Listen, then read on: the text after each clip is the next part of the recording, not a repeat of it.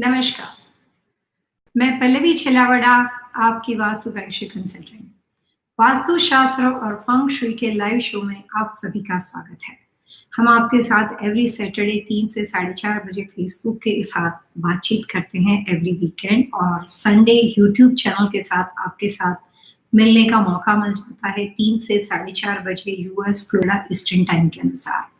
और आप सभी लोग हमेशा क्वेश्चन आंसर और प्रोग्राम के शुरू होने से पहले ही अपने क्वेश्चन आंसर भेज देते हैं, अपनी क्वेरी भेज देते हैं। और यूट्यूब का जो हमारा ये सिलसिला है उसमें आप भी हमारे साथ इस तरह से जुड़े हैं कि आपके जो अर्ली क्वेश्चन आंसर आते हैं उसकी वजह से हम ज़्यादा से ज़्यादा लोगों के क्वेश्चन ले सकते हैं, क्योंकि सारा हम उसके लिए प्रिपेयर हो जाते हैं।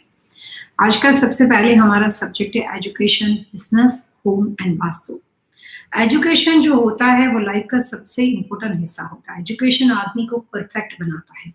इंसान को अपनी जिंदगी में अलग अलग तरह की आइडेंटिटी मिलती है। सबसे पहले जब वो पैदा होता है तो उसकी आइडेंटिटी उसके माता पिता परिवारजनों से उसको मिलती है, जिससे जाना जाता है कि ये व्यक्ति फलां फलां इसके माता पिता है, ये इसका बेटा है या इसकी बेटी है। इस तरह से उसको आइडेंटिटी मिलती है। लेकिन दूसरी आइडेंटिटी जो अपने बलबूते पे व्यक्ति खुद बनाता है वो होता है अपने करियर से, अपनी मैनकाइंड लक, जिसको कर्म फल बोलते हैं, वहां से वो अपनी आइडेंटिटी बनाता है, जिससे ये जाना जाता है कि भैया इसका बेटा है, लेकिन ये डॉक्टर है, ये लॉयर है, ये इंजीनियर है, ये बिजनेसमैन है।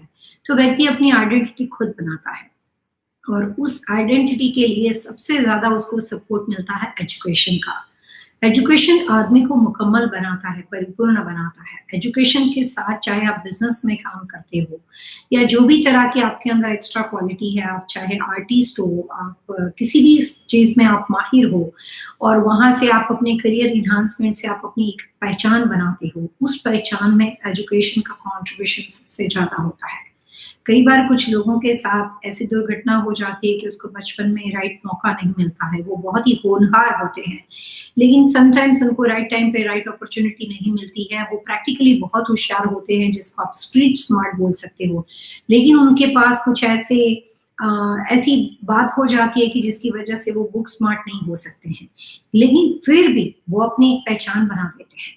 सो कहने का मतलब ये है कि education is definitely part of the life. वो जिंदगी का सबसे इम्पोर्टेंट पहलू है, जिससे आपकी बुद्धि क्षमता के अंदर एक ऐसा विकास होता है, आप सही गलत की पहचान कर सकते हो। लेकिन किसी वजह से कोई ऐसी बात हो जाती है तो भी ईश्वर ने आपको गॉड गिफ्ट जो आपको हुनर दिया है, जो आपका हेवन लक है, वो आपको किसी भी तरीके से सक्सेसफुल बनाने के लिए ज्यादा स्मार्ट वर्क, हार्ड वर्क और सही डिसीजन, ये 3 चीजों की मदद से आप आगे बढ़ सकते हो।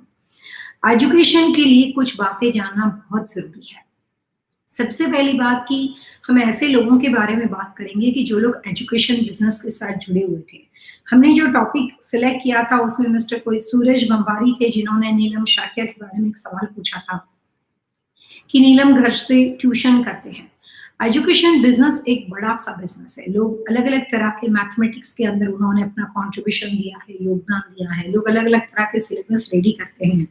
एजुकेशन को आसानी से किस तरह से सीखा जाए, किस तरह से समझा जाए, उसके लिए अलग अलग तरह के कोचिंग क्लासेस होते हैं। अमेरिका के अंदर कुमोन, काफी अलग अलग तरह के ऐसे कोचिंग क्लासेस है जो वर्ल्ड वाइज फेमस है। तो कुछ लोग एजुकेशन बिजनेस में जाते हैं, कुछ लोग अपना जो सही वक्त होता है उस एजुकेशन बिजनेस से अपनी आमदनी बनाते हैं, और कई बार घर से भी ट्यूशन करते हैं। और अगर वो किसी स्कूल यूनिवर्सिटी में प्रोफेसर है, लेक्चरर है, टीचर है, उसके बावजूद भी वो एक्स्ट्रा ट्यूटरिंग वगैरह करते हैं, और उनके लिए पूरा उनका प्रोफेशन ही एजुकेशन फील्ड के साथ जुड़ा हुआ है। आजकल काफी टाइम से मैं अभी न्यूजीलैंड के एक क्लाइंट के साथ काम कर रही हूँ, जिन्होंने एजुकेशन के अंदर एक काफी बड़ा सॉफ्टवेयर बनाया, बहुत इंटरेस्टिंग सॉफ्टवेयर है, जिससे आप सब जगह पे, जैसे आप ऑनलाइन वर्चुअल मेरे से बात करें, उसी तरीके से आप एक साथ पूरे वर्ल्ड में कहीं से भी जो उनके टाइम जोन उन्होंने डिसाइड किए हैं उसके अनुसार वो सिलेबस को आप अपने घर में बैठ के वर्चुअली ट्यूशन ले सकते हो, कोचिंग ले सकते हो। और वो बहुत सही तरीके से उनकी पूरी जो सिस्टम है सॉफ्टवेयर की, वो ऐसी बनाई गई है कि वो अलग अलग तरह के एज ग्रुप के व्यक्ति को उस ट्यूशन के दौरान अलग अलग तरीके से हेल्प करते हैं, और लाइव उस वक्त आपके साथ आपके जो भी प्रोफेसर या ट्यूटर होते हैं वो भी रहते हैं, जिसके साथ आप क्वेश्चन आंसर भी कर सकते हो। तो ऐसा नहीं है कि सॉफ्टवेयर में क्लिक करके आपको खाली क्वेश्चन आंसर सुनने हैं, बट वो लाइवली आपके साथ बात भी कर सकते हैं। तो अलग-अलग तरह का नया-नया बिज़नेस आजकल डेवलप हो गया है। पहले लोग ऑनलाइन शॉपिंग बहुत ही कम करते थे, लोग सिर्फ ऑनलाइन शॉपिंग करते हैं। लोग दुकानों में जाना कम पसंद करते हैं, मॉल वगैरह में जाना कम पसंद करते हैं, तो पूरा ट्रेड चेंज हो गया है। कोविड-19 ने तो सब लोगों का सिस्टम ही बदल दिया है। अभी 2 दिन पहले मेरे को किसी का इन्विटेशन आया कि बर्थडे पार्टी है और वो वर्चुअल है, यानी कि फेस टाइम पे आपको रहना और बर्थडे सेलिब्रेशन करना है। So this is a new world and smart world. So बहुत सारे कॉन्सेप्ट चेंज हो गए हैं। आज का जो एजुकेशन कॉन्सेप्ट है, उसमें हम ऐसे लोगों के साथ पहले बात करते हैं जो लोग अपने घर से एजुकेशन बिज़नेस के साथ जुड़े हैं, जो घर से ट्यूटरिंग करते हैं, जो घर से खुद भी पढ़ाई कर रहे हैं और किसी भी एज ग्रुप के व्यक्ति को अपने घर में उन्होंने कुछ खास व्यवस्था की है और स्टूडेंट उनके घर पे आते हैं, यानी एजुकेशन बिज़नेस फ्रॉम होम। आप अपने घर से काम करते हो। ऐसे लोगों के लिए मैं कुछ सिंपल छोटी-सी टिप देना चाहूँगी जो उनके लिए काफ़ी यूज़फुल हो सकती है बिज़नेस को बढ़ाने में। ब्यूटी सैलून बिज़नेस लोग घर से करते हैं, अलग-अलग तरह के होम बिज़नेस बहुत ही पॉपुलर है। तो वैसे न्यू जर्सी, न्यूयॉर्क, कनाडा के अंदर, बॉस्टन के अंदर मैंने देखा है कि मेरे काफ़ी ऐसे क्लाइंट थे कि जो फीमेल वगैरह जो है वो घर भी अच्छे से सँभाल सकते हैं और उन्होंने घर से काम शुरू किया है। कुछ हिंदी लैंग्वेज के लिए न्यू जर्सी के अंदर मेरे ऐसे क्लाइंट है जो बच्चों को घर में हिंदी सिखाते हैं। यहाँ पे दूसरी कंट्री में लैंग्वेज प्रॉब्लम बहुत ज़्यादा हो जाती है, तो वो लोग अपनी मदर टंग को सीखने के लिए, जैसे गुजराती है, हिंदी है, अपने मदर टंग को सिखाने के लिए वो लोग घर में से अलग-अलग तरह के कोचिंग लोग देते हैं और जो फैमिली होती है वो भी प्रेफ़र करती है कि बच्चे इंग्लिश बोले डेफ़िनिटली लेकिन अपनी मदर टंग को सीखें, तो ऐसे कोचिंग घर से होते हैं। तो सबसे पहली बात उन लोगों के लिए जो अपने घर से ट्यूशन देते हैं, उन लोगों के लिए जो अपने घर से किसी भी लैंग्वेज के ऊपर या कोई भी तरह की एजुकेशन से रिलेटेड लर्निंग और टीचिंग एक्टिविटी के साथ जुड़े हुए हैं, लेकिन वो वर्क फ्रॉम होम है और वो घर से काम करते हैं। तो अगर पॉसिबल है, तो उनको इस तरह के क्लासेस की रचना या इस तरह के टीचिंग के लिए जो अपने घर में कमरा वो सिलेक्ट करते हैं, उनको वहाँ पे 3 से 4 अलग-अलग मैं ऑप्शन दे रही हूँ, सिर्फ़ उसी दिशा में उनको क्लासेस बनाने हैं। सबसे पहली बात, उत्तर यानी नॉर्थ दिशा में घर से आप अपना टीचिंग या क्लासेस या ट्यूशनिंग जो भी करते हो, आप वो ट्यूटरिंग कर सकते हो। दूसरी बात, नॉर्थ ईस्ट यानी ईशान दिशा, तीसरा ईस्ट यानी पूर्व दिशा और चौथी नॉर्थ वेस्ट यानी वायव्य दिशा। अब जितने लोगों को मैं न्यू जर्सी में जानती हूँ, न्यू जर्सी में बेसमेंट हुआ करता है क्योंकि वहाँ पे वेदर इश्यू रहता है। तो जब कभी बॉस्टन वगैरह में, न्यू जर्सी में, कनाडा में, मिसिसागा में, वहाँ पे जब वेदरिंग मतलब वेदर की वजह से प्रॉब्लम्स होते हैं, तो लोग ज़्यादातर इस तरह के ट्यूशन और कोचिंग क्लासेस जो है वो बेसमेंट में बना देते हैं। वास्तु कंसल्टेंट होने के नाते मैं इतना कहना चाहूँगी कि अगर आप अपने बिज़नेस को प्रॉस्पेरस बनाना चाहते हो, इस बिज़नेस से आप आइडेंटिटी बनाना चाहते हो, अपने आप को एक आगे एक नेक्स्ट लेवल पे लेके जाना चाहते हो, तो एजुकेशन से रिलेटेड कोई भी बिज़नेस घर के बेसमेंट पे नहीं होना चाहिए। चाहे आप किसी भी कंट्री में रहते हो, किसी भी स्टेट में रहते हो। इंडिया में बेसमेंट कॉन्सेप्ट बहुत ही कम है, लेकिन इंडिया में बेसमेंट जो होते हैं, उसमें जो लोग क्लासेस करने के लिए जाते हैं, एमबीए के क्लासेस होते हैं, हायर लेवल के क्लासेस होते हैं, अब्रॉड जाने के लिए अलग-अलग लैंग्वेज के लिए जो भी क्लासेस होते हैं। तो कई बार इंडिया के अंदर भी बेसमेंट में क्लासेस होते हैं, लेकिन वो बाकायदा कमर्शियल प्रॉपर्टी पे होते हैं। घरों में बेसमेंट बहुत ही कम होता है, ऑलमोस्ट ना के बराबर। लेकिन यूएस के बारे में, कनाडा के बारे में, न्यूजीलैंड के बारे में बात करें तो मैं ये कह सकती हूँ कि एजुकेशन बिज़नेस के साथ जुड़े हुए लोगों को अगर उस बिज़नेस के अंदर अपने आप को सक्सेसफुल बनाना है, तो पहला काम ये करना चाहिए कि बेसमेंट से इस बिज़नेस की शुरुआत नहीं करनी चाहिए। कितना भी बिज़नेस फैला हुआ क्यों ना हो, चाहे आप घर से म्यूज़िक सिखाते हो, चाहे घर से आप बच्चों को पेंटिंग सिखाते हो, आर्ट एंड क्राफ्ट से रिलेटेड चीज़ों की ट्रेनिंग देते हो, कॉन्सेप्ट, सब्जेक्ट, नेचर कुछ भी हो, लेकिन बात टीचिंग की हो, लर्निंग की हो, इस तरह की कोई भी एक्टिविटी जो होती है, वो कभी भी बेसमेंट में बैठ के नहीं करनी चाहिए और उन बच्चों को इस तरह की ट्रेनिंग बेसमेंट से नहीं देनी चाहिए। अगर आप उस बिज़नेस को कोई खास मुकाम देना चाहते हो, अपनी पहचान बनाना चाहते हो। अगर आप घर में सिर्फ़ अपने टाइम पास करने के लिए कर रहे हो, तो उसमें भी उस बच्चों को नुकसान होने के चांसेस है। आप जितनी बच्चों के पीछे मेहनत करोगे, जितना आप एफर्ट्स करते हो, बच्चों का जो रिज़ल्ट होता है, बच्चे के जो पेरेंट्स होते हैं, वो आपके लिए इतने सैटिस्फाइड नहीं रहेंगे। सो सबसे पहली बात होती है कि उसका लेवल जो होता है, वो ज़्यादातर ग्राउंड फ्लोर जिसको अमेरिका में हम फर्स्ट फ्लोर बोलते हैं, फर्स्ट फ्लोर से होना चाहिए या फिर आप सेकंड फ्लोर पे जा सकते हो। लेकिन कभी भी बेसमेंट के अंदर इस तरह के बिज़नेस को नहीं बनाना चाहिए। सबसे इम्पोर्टेंट बात कि अगर इस तरह का बिज़नेस आप घर से करते हो, तो जिस कमरे में ये सारी व्यवस्था की गई है, दिशाओं के बारे में मैंने आपको जानकारी दी। ये चारों में से कोई भी दिशा, चाहे आप किसी भी एज ग्रुप की व्यक्ति हो, कोई भी तरह के कंट्री के साथ बिलोंग करते हो, कोई भी रिलीजन के साथ बिलोंग करते हो, लेकिन एजुकेशन बिजनेस को अच्छी तरीके से रन करने के लिए जिन बच्चों के लिए आप एक्स्ट्रा एफर्ट्स करते हैं, उस बच्चों के रिजल्ट को प्रॉपर तरीके से, आपकी मेहनत को अच्छी तरीके से रिजल्ट लाने के लिए आपको सबसे पहले कुछ कमरों की व्यवस्था ऐसे करनी है जिसमें वास्तु के छोटे-छोटे रूल्स एंड रेगुलेशन आपको अप्लाई करने पड़ेंगे। हम उसको वास्तु प्रिंसिपल कहते हैं और वास्तु की टिप्स मैं आपके लिए देने वाली हूँ। तो उस कमरे में जहाँ पे ये व्यवस्था है, वहाँ पे कोई भी तरह का मिरर रिफ्लेक्शन नहीं होना चाहिए। मेरी क्लाइंट है, पटेल है, वो कैलिफोर्निया लॉस एंजलिस में है और उन्होंने अपने घर से वो ट्यूटरिंग दे रहे हैं और ट्यूटरिंग के दौरान जो इस कमरे की व्यवस्था की थी, उस कमरे के जो क्लोजेट बने हुए थे, वहां पे सारे मिरर रखे हुए थे।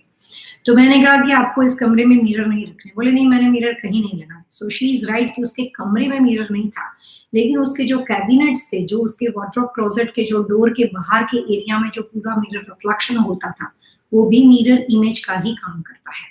तो अगर आपका मिरर रिफ्लेक्शन वॉल पे लगे हुए मिरर के माध्यम से होता हो या किसी भी तरह के क्लोजेट ऐसे बने हुए हो जिसमें मिरर रिफ्लेक्शन होता है, तो वहां पे काम करने वाले लोगों को, इस बिजनेस को आगे ले जाने वाले लोगों को उस मिरर को कर्टन करके कवर करना है या फिर उसको रिमूव करना है। यू हैव टू ऑप्शन कि आप मिरर को रिमूव कर सकते हो या आप उसको कवर कर सकते हो। So problem is not mirror, problem is reflection.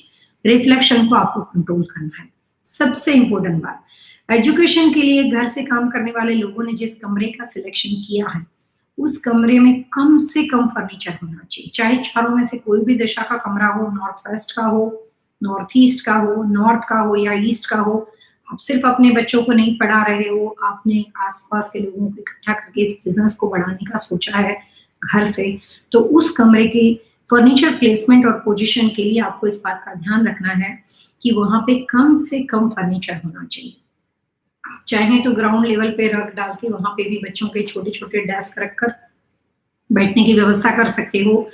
और जो बच्चे आपके पास आते हैं, अगर कमरे की साइज काफी अच्छी है, अगर आपको लगता है कि सबके टाइम अलग-अलग है ताकि आपको एक टाइम पे सब लोगों को इकट्ठा नहीं करना पड़ रहा है, तो फिर आपको कोशिश करनी चाहिए कि जितने बच्चे पढ़ने के लिए आपके पास आते हैं, उस बच्चों का फेसिंग कंपल्सरी टुवर्ड्स नॉर्थ होना चाहिए। तो जो बच्चे बैठ के पढ़ते हैं, जितनी भी देर बैठे, चाहे वो जूनियर केजी का बच्चा हो, चाहे वो एमबीए के लिए आता हो, चाहे वो संगीत सीखने के लिए आता हो या हिंदी भाषा सीखने के लिए आता हो, लेकिन उसके बैठने का सेटिंग अरेंजमेंट है, अगर पॉसिबल है तो टुवर्ड्स नॉर्थ फेसिंग होना चाहिए। दूसरी सबसे इंपॉर्टेंट बात, अगर सेम टाइम पे आप उनको साथ में बैठ के कोचिंग दे रहे हो, so you are tutor, you are master, आप उनको सिखा रहे हो। अगर शायद आपने कंप्यूटर के ऊपर उनको कोई सॉफ्टवेयर लगा के दिया है कि आप पर्सनल उनको ट्रेनिंग दे रहे हो, कोचिंग दे रहे हो या आप उनको समझा रहे हो, तो अगर आप उनको ट्रेनिंग देते हो तो जैसे बच्चा आपका नॉर्थ फेसिंग बैठता है, तो इसका मतलब ये हो जाएगा कि आप अगर उसको पढ़ा रहे हो तो आपका चेहरा साउथ की ओर चला जाएगा ऑब्वियसली, क्योंकि आप उसको ट्रेनिंग दे रहे हो। इस कंडीशन में थोड़ी सी दो राहें हैं जिसको समझना आई एम होपिंग कि आपके लिए थोड़ा आसान हो जाएगा। क्योंकि आप जब किसी बच्चों के लिए नॉर्थ में बैठने की व्यवस्था करते हो, तो कई बार कमरा जो होता है वो हर जगह पे 90 डिग्री नहीं होता है।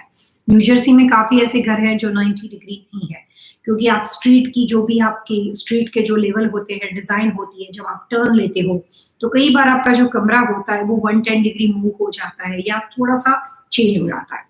तो अगर पॉसिबल है तो पहली बात कि जब आप उनको ट्रेनिंग देते हो तो वो नॉर्थ फेसिंग जब आपको देख रहे हैं तो सेम टाइम में आप उनके साथ काम करते वक्त आप अपना चेहरा जो है वो टुवर्ड्स ईस्ट रख सकते हो, साउथ ईस्ट रख सकते हो अगर आप ट्रेनिंग देते हो तो। सेकंड ऑप्शन ये रहता है कि अगर रूम की व्यवस्था ऐसी हो, डायगनली अगर आप बैठने की व्यवस्था करते हो तो आप अपना चेहरा जो है नॉर्थ वेस्ट रख सकते हो। बच्चा फिर भी नॉर्थ देखता है तो आपको देख सकता है और आप नॉर्थ वेस्ट बिठा सकते हो। North west exactly south east के ऑपोजिट आता है। तो आप इस स्ट्रक्चर को जब बनाने के लिए कोशिश करोगे तो आपको बातें अपने आप समझ में आ जाएगी।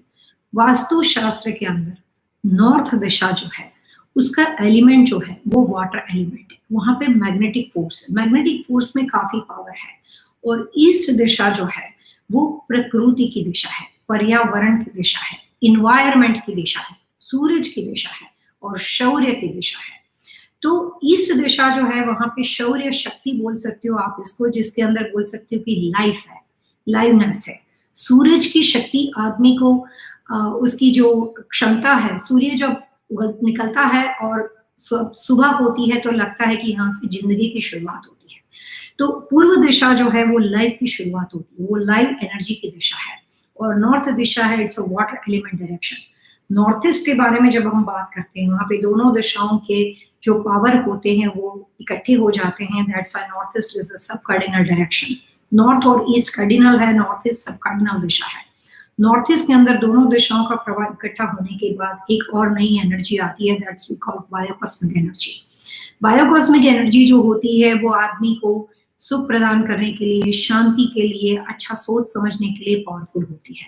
तो अगर आप ऐसे एज ग्रुप के बच्चों के साथ काम करते हो जो मास्टर डिग्री के लिए आते हैं, यानी कि मोर देन 25 ईयर्स ओल्ड, 22-25 साल से बड़े बच्चों के लिए अगर आप कोई भी तरह के क्लासेस चला रहे हो, आप इमिग्रेशन के लिए कोई लैंग्वेज सिखा रहे हो, फ्रेंच की क्लासेस ले रहे हो, कोई भी तरह की लैंग्वेज, अगर यूएस के बारे में बात करें, Spanish is the second language, French is the second language, तो अगर आप कोई भी तरह का कोचिंग क्लासेस चला रहे हो लेकिन 22 साल से बड़े बच्चों के लिए अगर आप चला रहे हो, तो आपको मेक श्योर करना है कि उस जगह पे उनकी व्यवस्था कंपल्सरी नॉर्थ ईस्ट फेसिंग होनी चाहिए।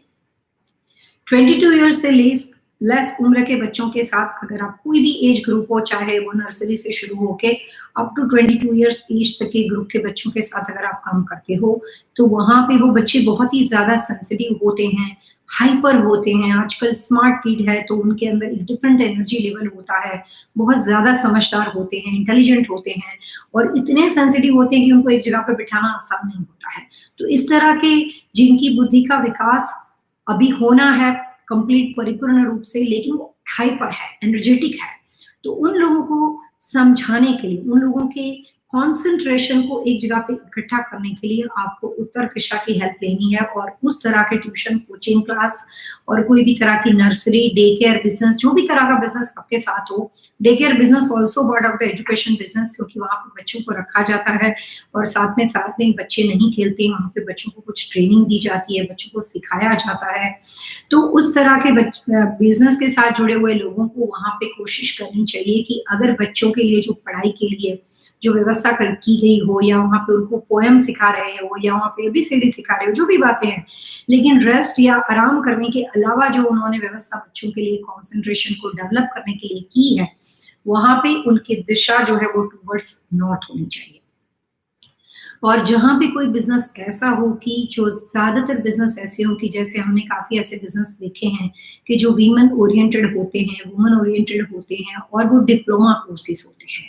तो कोई भी बात डिग्री से रिलेटेड नहीं है, डिप्लोमा कोर्सेज के साथ जुड़े लोग होते हैं जिनको अपना कोर्स खत्म करने के बाद तुरंत अपनी जॉब ढूंढनी है, जिनको अपना कोर्स करने के बाद तुरंत ही अपना करियर एस्टैब्लिश करना है, या वो ऑलरेडी जॉब करते हैं और साथ में आपके पास पढ़ने आते हैं, या कुछ इस तरह के एज ग्रुप के व्यक्ति है जो बचपन में पढ़ाई नहीं कर सके और अभी काफी बड़ी एज उम्र के बाद उनको लगता है कि मुझे, जिसको हम एल्डर वगैरह बोलते हैं कि एल्डर पीपल होम या एल्डर के लिए जो कुछ खास ट्रेनिंग दी जाती है, या फिर कोई भी तरह के डिप्लोमा कोर्सेज है, या कोई भी इस तरह की डिग्री है कि जिसके अंदर आप पर्टिकुलर किसी सब्जेक्ट के बारे में कुछ बनाना सीख रहे हो, जैसे आर्ट एंड क्राफ्ट का बिजनेस लोगों ने काफी बड़ा फैलाया है, काफी अलग अलग ऐसे कोर्सेज है जो आप सिर्फ डिप्लोमा के बेस पे करते हो। ऐसे व्यवस्था के अंदर उनके बैठने की व्यवस्था शुरू से आपको मौका मिलता है तो नॉर्थ वेस्ट में करनी चाहिए। अब जो लोग एजुकेशन बिजनेस के साथ जुड़े हैं और किसी वजह से उनका बिजनेस बेसमेंट में बना हुआ है, तो सबसे पहले उनको अपने बिजनेस को आगे बढ़ाने के लिए रेमेडी करनी पड़ेगी। बिजनेस बेसमेंट में है, आप कहीं और मूव नहीं कर सकते, लेकिन डायरेक्शन चेंज कर सकते हो, जो आगे चल के मैंने आपको बताया वो आप कर सकते हो। कलर्स कॉम्बिनेशन को वहां पे अप्लाई कर सकते हो, ताकि जितना भी बिजनेस करो उसमें कुछ हद तक ऐसे अपॉर्चुनिटी बन जाए कि बिजनेस को आपको सक्सेस और आपको कोई क्रेडिट दे, और आगे चल के उस क्रेडिट के बेस पे जब वो आप कुछ एक लेवल हासिल करते हो आप वहां से मूव कर सकते हो। लेकिन टेम्पररी बेसमेंट होने के बावजूद अगर आप उसको साउथ फेसिंग बिठा देते हो, साउथ वेस्ट का बिठा देते हो, तो गलत पे और ज्यादा गलत हो जाएगा और उसकी वजह से बिजनेस कई बार सफर कर सकता है। जो लोग घर से ट्यूशन देते हैं, जो लोग घर से बच्चे उनके पास एक एक बारी बारी आते हैं, नेबर के बच्चे आते हैं, रिलेटिव के बच्चे आते हैं, कोई बच्चे आपके घर में ड्रॉप करके जाते हो और आप उसको ध्यान भी रख रहे हो, उसको पढ़ा भी रहे हो, तो आप अपने बच्चों को साथ में बैठ के पढ़ाते हो, या फिर आप एजुकेशन के लिए अपने घर से कुछ आमदनी के लिए आप इस बिजनेस को प्रोफेशनली नहीं, लेकिन 1 बाय 1 किड्स के साथ अगर आप स्टूडेंट को आप वहाँ पे शिक्षा दे रहे हो, एजुकेशन दे रहे हो, तो उन लोगों को भी उन बच्चों को नॉर्थ फेसिंग बिठाना है। सबसे इम्पोर्टेंट बात, जिस कमरे में एजुकेशन के लिए व्यवस्था की गई हो, वहाँ का फर्नीचर सिर्फ और सिर्फ लकड़ी का होना चाहिए। मेटल फर्नीचर का उपयोग बिल्कुल ही वास्तुशास्त्र के अनुसार नहीं करना चाहिए। उसके बाद जिस कमरे में ये एजुकेशन के बारे में हम लोग बातचीत कर रहे हैं, उस कमरा को, वो कमरे की रचना अगर नॉर्थ यानी उत्तर दिशा में बनती हो, चाहे वो बेसमेंट ही क्यों ना हो, लेकिन नॉर्थ यानी उत्तर दिशा में बनती हो, तो उस कमरे का जो डेकोरेशन होता है, वो कभी भी एक कलर का नहीं होना चाहिए। वहाँ पे 2 या 3 कलर होना बहुत ज़रूरी हो जाता है। तो वहाँ पे अगर आप 22 प्लस एज ग्रुप के व्यक्तियों के साथ वहाँ पे अगर आप ट्यूटरिंग दे रहे हैं, तो आपको aqua blue and beige colour का उपयोग करना है। मैंने आज अपना ड्रेसिंग उसी कलर्स कॉम्बिनेशन के अनुसार बनाया था कि आज हमारी बात एजुकेशन के साथ है। तो एजुकेशन के लिए वास्तुशास्त्र में कुछ खास कलर के कॉम्बिनेशन को बहुत ही उसको इम्पोर्टेंस दिया जाता है, उसको प्रायोरिटी दी जाती है। तो अगर आप 22 प्लस के एज ग्रुप के बच्चों के साथ काम करते हो, तो उस कमरे में जिस दिशा में बच्चा देखता है नॉर्थ फेसिंग, वो वाली जो वॉल होती है, उसको आपको एक्वा ब्लू बनाना है और बाकी की उसके अलावा जो रिमेनिंग 3 वॉल आपके पास बचेगी, उस वॉल को आपको लाइट क्रीम, आइवरी, बेज बना सकते हो। सो कलर एक वॉल पे रहेगा, रिमेनिंग वॉल न्यूट्रल रहेगी। और उसके बाद वो जो कोचिंग क्लास होगा या वो आपके घर का कमरा हो सकता है, उसकी जो सीलिंग लेवल की जो बॉर्डर होती है, वहाँ पे आपको इवन नंबर में 4 inch, 6 inch, 8 inch, 12 inch depend करता है सीलिंग की हाइट कितनी है। अगर आपके पास 12 फीट की सीलिंग है, तो वहाँ पे आप 6 इंच की बॉर्डर बना सकते हो। अगर आपके पास 8 फीट की सीलिंग है, तो वहाँ पे आप सिर्फ 2.5 इंच की या 2 इंच की बॉर्डर बना सकते हो। तो उस कोचिंग क्लास के कमरे में जो बेस कलर आपने बनाया था, वहाँ से आपको बेस कलर हमारे पास 3 वॉल पे था। नॉर्थ वॉल पे हमने एक्वा ब्लू कलर का उपयोग किया। तो बाकी की जो 3 वॉल बचती है, वहाँ पे अप टू सीलिंग लेवल से जो वॉल बनती है, वहाँ पे हमें एक बॉर्डर क्रिएट करनी है और उसकी हाइट आपकी कमरे की हाइट के ऊपर डिपेंड करती है, लेकिन वो इवन नंबर में होनी चाहिए। जितनी बड़ी हाइट का कमरा होगा, बॉर्डर की जो मेजरमेंट है वो उतना ज्यादा बड़ा होगा और आपको पूरा घूमते हुए वहां पे आपको लाइट ब्राउन, डीप रेड या बरगंडी, ये 3 में से किसी एक कलर की रचना आपको करनी है। ये बात हम कर रहे थे 22 प्लस एज ग्रुप के बच्चों के साथ बने हुए ट्यूशन क्लासेस के लिए या घर में जो ट्यूशन क्लासेस होती है उन लोगों के लिए। अब बात डिफरेंट हो जाती है, लेस देन 22, यानी कि वो किसी भी एज ग्रुप का छोटा सा बच्चा हो, वहां से 22 साल से कम उम्र के बच्चे वाले लोगों के क्लासेस या कोचिंग क्लास जिन लोगों के यहाँ पे चल रहे हैं, उन लोगों को वहां पे मल्टीपल कलर का इस्तेमाल करना पड़ेगा, मैक्सिमम कलर जितने आपको मेरे पीछे दिखाई दे रहे हैं, एक्वा ब्लू, फिरोजी, पिकॉक, मैजेंडा, पर्पल, जो भी तरह के कलर्स है। अब ये कलर सारे इस तरह से तो हम नहीं लगा सकते हैं ताकि वो ऑड लगे। मेरे क्लाइंट थे जो एजुकेशन बिजनेस के साथ जुड़े हुए थे, उनके जो ट्रेनिंग है, उनका जो कोचिंग क्लास है, उसके कलर्स कॉम्बिनेशन को चेंज करने हमने वहाँ पे बहुत अच्छी एनर्जी क्रिएट की थी और उसका वीडियो मेरे यूट्यूब चैनल के ऊपर बना हुआ है। और वो क्लाइंट ने खुद भी आके अपना टेस्टिमोनियल जो है वो अपना एक्सपीरियंस हमारे साथ इस हमारे यूट्यूब के शो में शेयर किया हुआ है। आप चाहें तो वहाँ पे लाइव आपको कलर्स कॉम्बिनेशन कैसे बनाए जाते हैं उसका वीडियो आपको देखने को मिल सकता है। मैं आपको उनका नाम अभी नहीं बता सकती, बट आप वीडियो देखेंगे तो आपको उनका नाम, आइडेंटिटी सारी पता चल जाएगी। तो आप उसको देख सकते हैं कि क्लासेस कैसे बनाए जाते हैं। तो जब आपके पास कोई 22 से कम एज ग्रुप के बच्चे आते हैं, तो आपको कलर के साथ प्ले करना है। कलर जैसे हम बोलते हैं कि सतरंगी मेघधनुष होता है जिसमें सारे कलर्स होते हैं, लेकिन वो ऑड नहीं लगता है क्योंकि वहाँ पे कलर्स कॉम्बिनेशन इतने सुंदर तरीके से बनाया है कि वो ज्यादा लुभावना हो जाता है, अट्रैक्टिव हो जाता है। ठीक उसी तरीके से आपको जिस वॉल को हाईलाइट करना है, बच्चा अगर जो है वो नॉर्थ ईस्ट फेसिंग बैठा है या नॉर्थ फेसिंग बैठा है, तो जिस वॉल को बच्चा कंटिन्यूस देखता है, उस वॉल पे जो कलर प्ले होते हैं वो वहाँ का मेन कलर बन जाएगा। वो एक्वा ग्रीन हो सकता है, एक्वा ब्लू हो सकता है और उस पूरी वॉल को काटता हुआ आप बीच में एक वहाँ पे एक लाइन या लेआउट बना सकते हैं, लेयर बना सकते हैं और उसी वॉल के अंदर आप 2 कलर कर सकते हैं। जब उस वॉल को आप 2 टुकड़ों में डिवाइड करते हैं, तो जो आप उसके लिए बॉर्डर बनाते हो, वहाँ पे भी आप 3rd कलर का उपयोग कर सकते हैं। और उसके अलावा जो आपके पास 3 वॉल बचेगी, उस 3 वॉल के अंदर भी उससे रिलेटेड कलर्स को भी आप प्ले कर सकते हो। आप जब इस यूट्यूब के वीडियो को देखोगे तो आपको एग्जैक्टली आइडिया आ जाएगा। वहाँ पे मैंने एक ही कमरे के अंदर 3-4 कलर का उपयोग किया है, लेकिन वो प्रयोग इस तरह से किया गया है, उसको इस तरह से जगह पे पेंट किया गया है कि वो कलर जो हैं वो बहुत ज़्यादा अट्रैक्टिव लगते हैं। मैं काफ़ी ब्यूटी सैलून बिज़नेस के साथ काम करती हूँ। लोग ब्यूटी सैलून बिज़नेस घर से भी करते हैं और उनके जो प्रोटोकॉल होते हैं कंपनी के या उनके सैलून को बनाना होता है, जो इंडिपेंडेंट सैलून होते हैं, New York, new Jersey, California, America का हर कोना, इंडिया का हर कोना, ब्यूटी सैलून बिज़नेस लोग काफ़ी घर से भी करते हैं और बाहर जाके भी करते हैं। तो वहाँ पे भी सबसे पहले मैं फ़ोकस कलर पे करती हूँ। वहाँ पे भी हम ज़्यादा से ज़्यादा मैक्सिमम कलर का उपयोग करते हैं। तो वास्तु के अनुसार मैंने इंडिया दिल्ली में द्वारका के अंदर एक स्कूल भी बनाया हुआ है। मैंने यहाँ पे भी कुछ स्कूल के अंदर वहाँ पे अपनी जो स्कूल के नाम हम आपको सिर्फ नहीं बता सकते, लेकिन हमने ऐसे काफ़ी कोचिंग क्लास, ट्यूशन, अलग-अलग तरह के एजुकेशन फील्ड के साथ जुड़े हुए लोगों के लिए स्पेशल कलर थीम को भी डिज़ाइन करके दिया है और वो प्रोटोकॉल बना के वो अपनी हर जगह पे जहाँ-जहाँ जो लोग उनकी फ्रेंचाइज़ी लेते हैं, उसको वो कलर अप्लाई करना पड़ता है। तो अगर आप इंडिपेंडेंट बिज़नेस करते हो, लेकिन एक बात का ध्यान रखना, जब कभी हम घर से बिज़नेस करते हैं, हमारे पास प्रोटोकॉल नहीं होता, कोई हमें कहने वाला नहीं होता, फिर हम जो मर्ज़ी करना शुरू कर देते हैं। हम उस बिज़नेस के डिसिप्लिन को, उसकी प्रोफेशनलिज्म को, हम उसको प्रायोरिटी में नहीं देते। हमें ऐसा है कि घर से कर रहे हैं, कोई बात नहीं, बच्चे तो आते ही आते हैं और बैठेंगे, पढ़ेंगे और चले जाएँगे। ऐसा नहीं कर सकते। जो बच्चे आते हैं, उस बच्चों के लिए कोई चीज़ लुभावनी होनी चाहिए, अट्रैक्टिव होनी चाहिए। तो 22 से कम उम्र वाले बच्चों के साथ जब आप डील करते हो, तो बच्चे बहुत ज़्यादा हाइपर होते हैं, उसका कंसंट्रेशन एक जगह पे टिकेगा नहीं। वो आपके पास बैठे होंगे लेकिन वो सोच कुछ और रहे होंगे। वो आपके पास बैठे होंगे लेकिन वो सोचते होंगे कि यहाँ से जाके मैं कैसे प्ले स्टेशन खेल सकता हूँ, यहाँ से जाके मैं टीवी कैसे खोल सकता हूँ, मैं कितनी जल्दी यहाँ से चला जाऊँ ताकि मैं कुछ और कर सकूँ। तो बच्चा जो होता है वो फिज़िकली कहीं और होता है लेकिन कई बार मेंटली कहीं होता है। तो उसके फ़ोकस के लिए, उसकी कंसंट्रेशन के लिए, उसकी दिमागी आईक्यू लेवल को एक जगह पे फ़ोकस करने के लिए आपको सबसे ज़्यादा हेल्पफुल होंगे कलर्स। क्योंकि कलर्स कॉम्बिनेशन ऐसे होंगे कि बच्चा सोचते-सोचते थोड़ी देर उसको देखते उसके अंदर वो आपके पास आ ही जाता है, फिज़िकली एंड मेंटली।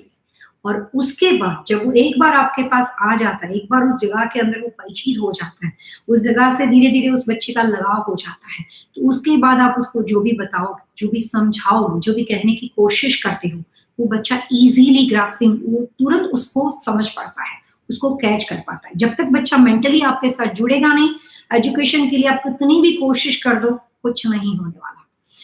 इसीलिए आपको कलर का प्रयोग करना है, इंटीरियर डेकोरेशन का प्रयोग करना है, पेंटिंग, पिक्चर, पोस्टर का प्रयोग करना है, आस-पास में रखी हुई चीज़ों का सजावट ऐसा होना चाहिए जिससे माहौल घर जैसा ना लगे, लेकिन वहाँ पे उसको लगे कि समथिंग स्पेशल, यहाँ पे हम कोई चीज़ यूनिक कर रहे हैं। उससे बच्चे का कंसंट्रेशन जो होता है वो वहाँ पे आप इज़िली लेकर आ सकते हो। और जो लोग बिज़नेस एजुकेशन के साथ-साथ अपना ऐसा काम करें कि जिससे उनका घर में बिज़नेस उनका भी खुद का बिज़नेस चल रहा है, उनके खुद के भी बच्चे पढ़ रहे हैं, work for home business education का भी वो वहाँ से कर रहे हैं। तो मैंने काफ़ी लोग देखा है कि लोग वहाँ से गैराज में शुरुआत करते हैं। मेरे न्यूज़ीलैंड वाले क्लाइंट जो थे, उन्होंने भी अपने बिज़नेस की शुरू गैराज से की थी, सिंपल घर के गैराज से, क्योंकि आपने देखा कि मैंने बेसमेंट से कोई काम शुरू नहीं करवाना है। वो अपने घर के अलग-अलग दूसरे कमरे उनके पास ऐसे नहीं थे जिससे मुझे दिशा मिल जाती थी, तो हमने गैराज से शुरुआत की। कहने का मतलब ये है कि गैराज से भी आप शुरुआत कर सकते हो। अगर आपकी गाड़ी बाहर पार्क होती हो, अगर आपने गैराज को पूरा कोचिंग क्लास में कन्वर्ट कर सकते हो, जो न्यू जर्सी में भी लोग करते हैं, न्यूयॉर्क में भी लोग करते हैं। तो अगर आपके पास ऐसी व्यवस्था हो, तो आप अपना गैराज से भी बिज़नेस कर सकते हो, लेकिन बेसमेंट से बिज़नेस नहीं होना चाहिए। एजुकेशन के लिए जो कमरा सिलेक्ट किया जाए, अगर वो किसी भी वजह से वो दिशाएँ हैं जैसा मैं अभी आपसे बात कर रही हूँ, उसके बावजूद भी कुछ ऐसी बातें हैं ताकि आप उस दिशा में बिज़नेस नहीं कर सकते हो। यहाँ पे बात चल रही है कि अगर आपके पास नॉर्थ भी है, नॉर्थ ईस्ट है या नॉर्थ वेस्ट है, लेकिन उसके बावजूद भी आपके घर की पूरी रचना ऐसी है कि आपके उस नॉर्थ दिशा के कमरे में घर की सीढ़ियाँ पड़ती हैं। अगर आपके नॉर्थ ईस्ट दिशा के कमरे में घर की सीढ़ियाँ पड़ती हो या नॉर्थ वेस्ट दिशा के घर में घर की सीढ़ियाँ पड़ती हो या वहाँ पे पर्टिकुलर टॉयलेट बाथरूम की रचना आपके घर के कंस्ट्रक्शन स्ट्रक्चर के अनुसार बनी हुई हो, तो उस कंडीशन में आप उस दिशा का उपयोग एजुकेशन के लिए नहीं कर सकते। अगर आप करेंगे तो वो आपके लिए लाभदायी नहीं रहेगा। यहाँ पे हम जो बात कर रहे थे, वो ऐसे लोगों के लिए कर रहे थे जो लोग एजुकेशन बिज़नेस को बहुत ही सक्रिय लेवल पे, बहुत ही खास उसमें कंट्रीब्यूशन करके एक नेक्स्ट लेवल पे लेके जाना चाहते हैं। सिर्फ़ पैसे के लिए काम नहीं कर रहे, बट उनका पर्सनली उनका एक ऐसा पैशन है कि नहीं, मैं इस बिज़नेस को आगे बढ़ाना चाहती हूँ, चाहे मेल हो या फीमेल हो। तो उन लोगों को सीटिंग अरेंजमेंट करना है, कलर्स कॉम्बिनेशन करना है, कमरे का सिलेक्शन करना है, वुड फर्नीचर पे फोकस करना है और उसका जो फ्लोरिंग लेवल होता है, वो सबसे पहली प्रायोरिटी वुडन फ्लोरिंग होना चाहिए। फॉर सम रीज़न अगर पॉसिबल ना हो, तो सेकंड प्रायोरिटी वहाँ पे मार्बल हो सकता है, लेकिन इंडिया हो तो। अगर कनाडा, यूएस की बात करेंगे तो मैं ये कह सकती हूँ कि यहाँ पे और कोई भी अदर फ्लोरिंग हो सकता है जो टाइल का हो, लेकिन रफ फ्लोरिंग नहीं चलेगा। अगर आप जहाँ पे बच्चों को पढ़ा रहे हो, अगर वो आपका एजुकेशन पूरा इंस्टीट्यूट बना हुआ हो या घर से काम कर रहे हो और उस कमरे में रग डाली हुई है आपने या कारपेट अगर आपने डाली है, तो आपको अपने फ्लोरिंग के ऊपर बहुत ज़्यादा तवज्जो देना पड़ेगा। फ्लोरिंग पे आपको फोकस करना पड़ेगा। अगर पॉसिबल हो, थोड़ा-सा खर्चा हो सकता हो, तो उसको वुडन फ्लोरिंग में कन्वर्ट करना चाहिए। उससे आपके काम में, आपकी प्रॉस्पेरिटी में बहुत अच्छी सक्सेस मिलेगी। जो लोग घर से काम करते हैं, वो बच्चों के पेरेंट्स सब घर पे आते हैं या आपसे डील करते हैं, तो उन लोगों के पास कोई खास व्यवस्था नहीं होती है। बच्चा दरवाज़ा खोला, पेरेंट्स आ गए, आपने वहाँ पे बैठे-बैठे बातें कर ली कि हाँ, मेरी ये क्लासेस है, ये है, इसका बच्चा आ रहा है। सो जो कन्वर्सेशन हो, जो कम्युनिकेशन होता है बच्चों के साथ, जो उनके साथ हम बातचीत करते हैं, तो खास व्यवस्था नहीं होती है। घर से बिज़नेस करो कि आप बाहर कोचिंग क्लास से करो। वास्तु हमेशा ये कहता है कि कुछ खास बातें होती है वास्तु में जिसको बोलते हैं कन्विंसिंग पावर को स्ट्रॉन्ग बनाने के लिए रेमेडी। कन्विंसिंग पावर के लिए जब कोई चीज़ आप मार्केटिंग के लिए बेचते हो, जब आप घर से बच्चों के साथ, पेरेंट्स के साथ बात करते हो और अपना बिज़नेस बढ़ाना चाहते हो, वही पर्पज़ है आपका, तो उसमें आपका स्ट्रॉन्ग कन्विंसिंग पावर होना चाहिए। तो उसके लिए वास्तुशास्त्र में काफ़ी अच्छी-अच्छी टिप्स हैं। जो लोग बेकरी बिज़नेस के साथ हो, गैस स्टेशन के साथ हो, लिकर स्टोर के साथ हो, इमिग्रेशन लॉयर हो, डॉक्टर्स वगैरह मेडिकल में प्रैक्टिस करते हो, उन लोगों के लिए मैं एक खास व्यवस्था बनाती हूँ। तो अगर आप घर से भी काम करते हो, फिर भी आपको ये करना है कि जो क्लासेस आपका है, उससे नियर बाय जो भी दूसरा कमरा आपके पास पड़ता हो, वहाँ पे आपको एक अपना टेबल चेयर रखना है। बैठने के लिए विज़िटर्स चेयर लगानी है, आपके खुद के लिए आपको एक चेयर की व्यवस्था करनी है और जब कभी आप किसी भी पेरेंट्स के साथ बात करते हो, गार्डियन के साथ बात करते हो, वो आते हैं, आपसे बातचीत करते हैं या बच्चा खुद आता है आपके पास और आपके पास कोई इन्फॉर्मेशन लेने की कोशिश करता है, तो जो मार्केटिंग मटीरियल होता है, जैसे आपका बिज़नेस कार्ड है, आपके ब्रोशर है, आपकी वेबसाइट है और आपके बैठने की व्यवस्था है, ये सारी चीज़ एक कलर में लाइन अप होनी चाहिए। तो आपको अपने लिए एक व्यवस्था बनानी है, उस बच्चे को उस टाइम के दौरान वहीं पे बुलाना है, अगर उसके पेरेंट्स आते हैं तो भी बोलना है कि आप यहाँ पे आइए, यहाँ पे बैठिए और उस वक़्त आपको अपने लिए जो बैठने की व्यवस्था है वो वुडन टेप की करनी है और उसका जो मेज़रमेंट होता है वो हमेशा ऑड एंड इवन ऐसे होना चाहिए। ऑड एंड इवन का मतलब होता है कि टेबल की साइज़ जो होती है वो 34 बाय 36 नहीं हो सकती, लेकिन 35 बाय 36 हो सकती है। 32 बाय 34 नहीं हो सकती, लेकिन 31 बाय 34 हो सकती है, odd and even, that is called rectangular. आप स्पेशल डिज़ाइन कर सकते हो, मार्केट में जब कभी आप कोई भी टेबल खरीदने जाते हो, तो वहाँ पे अलग-अलग साइज़ और मेज़रमेंट होती है। कभी भी हम लोग छोटी-छोटी बातों को फ़ोकस नहीं करते, लोग पर्टिकुलर स्पेशल साइज़ मेज़रमेंट के साथ फर्नीचर खरीदने जाते हैं। लेकिन उनकी रिक्वायरमेंट ऐसी होती है कि मेरे घर का कोना ऐसा है तो इसलिए मुझे चाहिए। मैं वास्तु कंसल्टेंट हूँ, मेरी रिक्वायरमेंट वास्तु की है कि वास्तु का कोना ये बोलता है तो हमें इस तरह का फर्नीचर चाहिए। तो आपको अपने लिए व्यवस्था ऐसी करनी है जिसमें पहला फर्नीचर ऐसा हो जो सी शेप का बना हुआ हो, आर्च फॉर्म में और जब आप अंदर बैठे हो तो सी शेप के अंदर आनी चाहिए। सी शेप जो होता है वो मॉडर्न में आता है, कंटेम्पररी में आता है।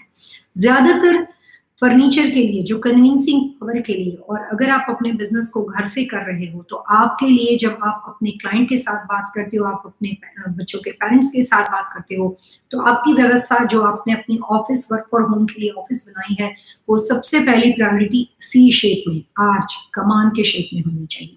आपकी व्यवस्था कमान के अंदर बैठने वाली होनी चाहिए, ऑपोज़िट कमान नहीं हो सकता। दूसरी बात, सेकंड प्रायोरिटी होती है रेक्टेंगुलर टेबल। ये दोनों में से कोई भी शेप का टेबल ले सकते हो।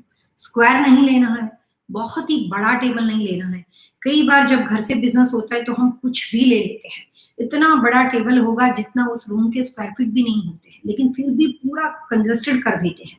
तो आपको अपने घर के रूम के कमरे की स्क्वायर फीट के हिसाब से, जिससे आस-पास में जगह बनी हुई हो, वहाँ पे लकड़ी का फर्नीचर लेना है, कोई भी मेटल डेस्क को नहीं लेना है, कोई भी ऐसा डेस्क नहीं लेना है जिसके ऊपर मिरर रिफ्लेक्शन होता हो, ग्लास टॉप बना हुआ हो, आप काम कर रहे हो और आपका पूरा रिफ्लेक्शन उस ग्लास टॉप में होता हो, ऐसा नहीं लेना है। अगर आप ग्लास और वुड का फर्नीचर लेते हो, तो वो ग्लास जो होता है वो ऑप्टिक जैसा होना चाहिए, उसका रिफ्लेक्शन नहीं होना चाहिए।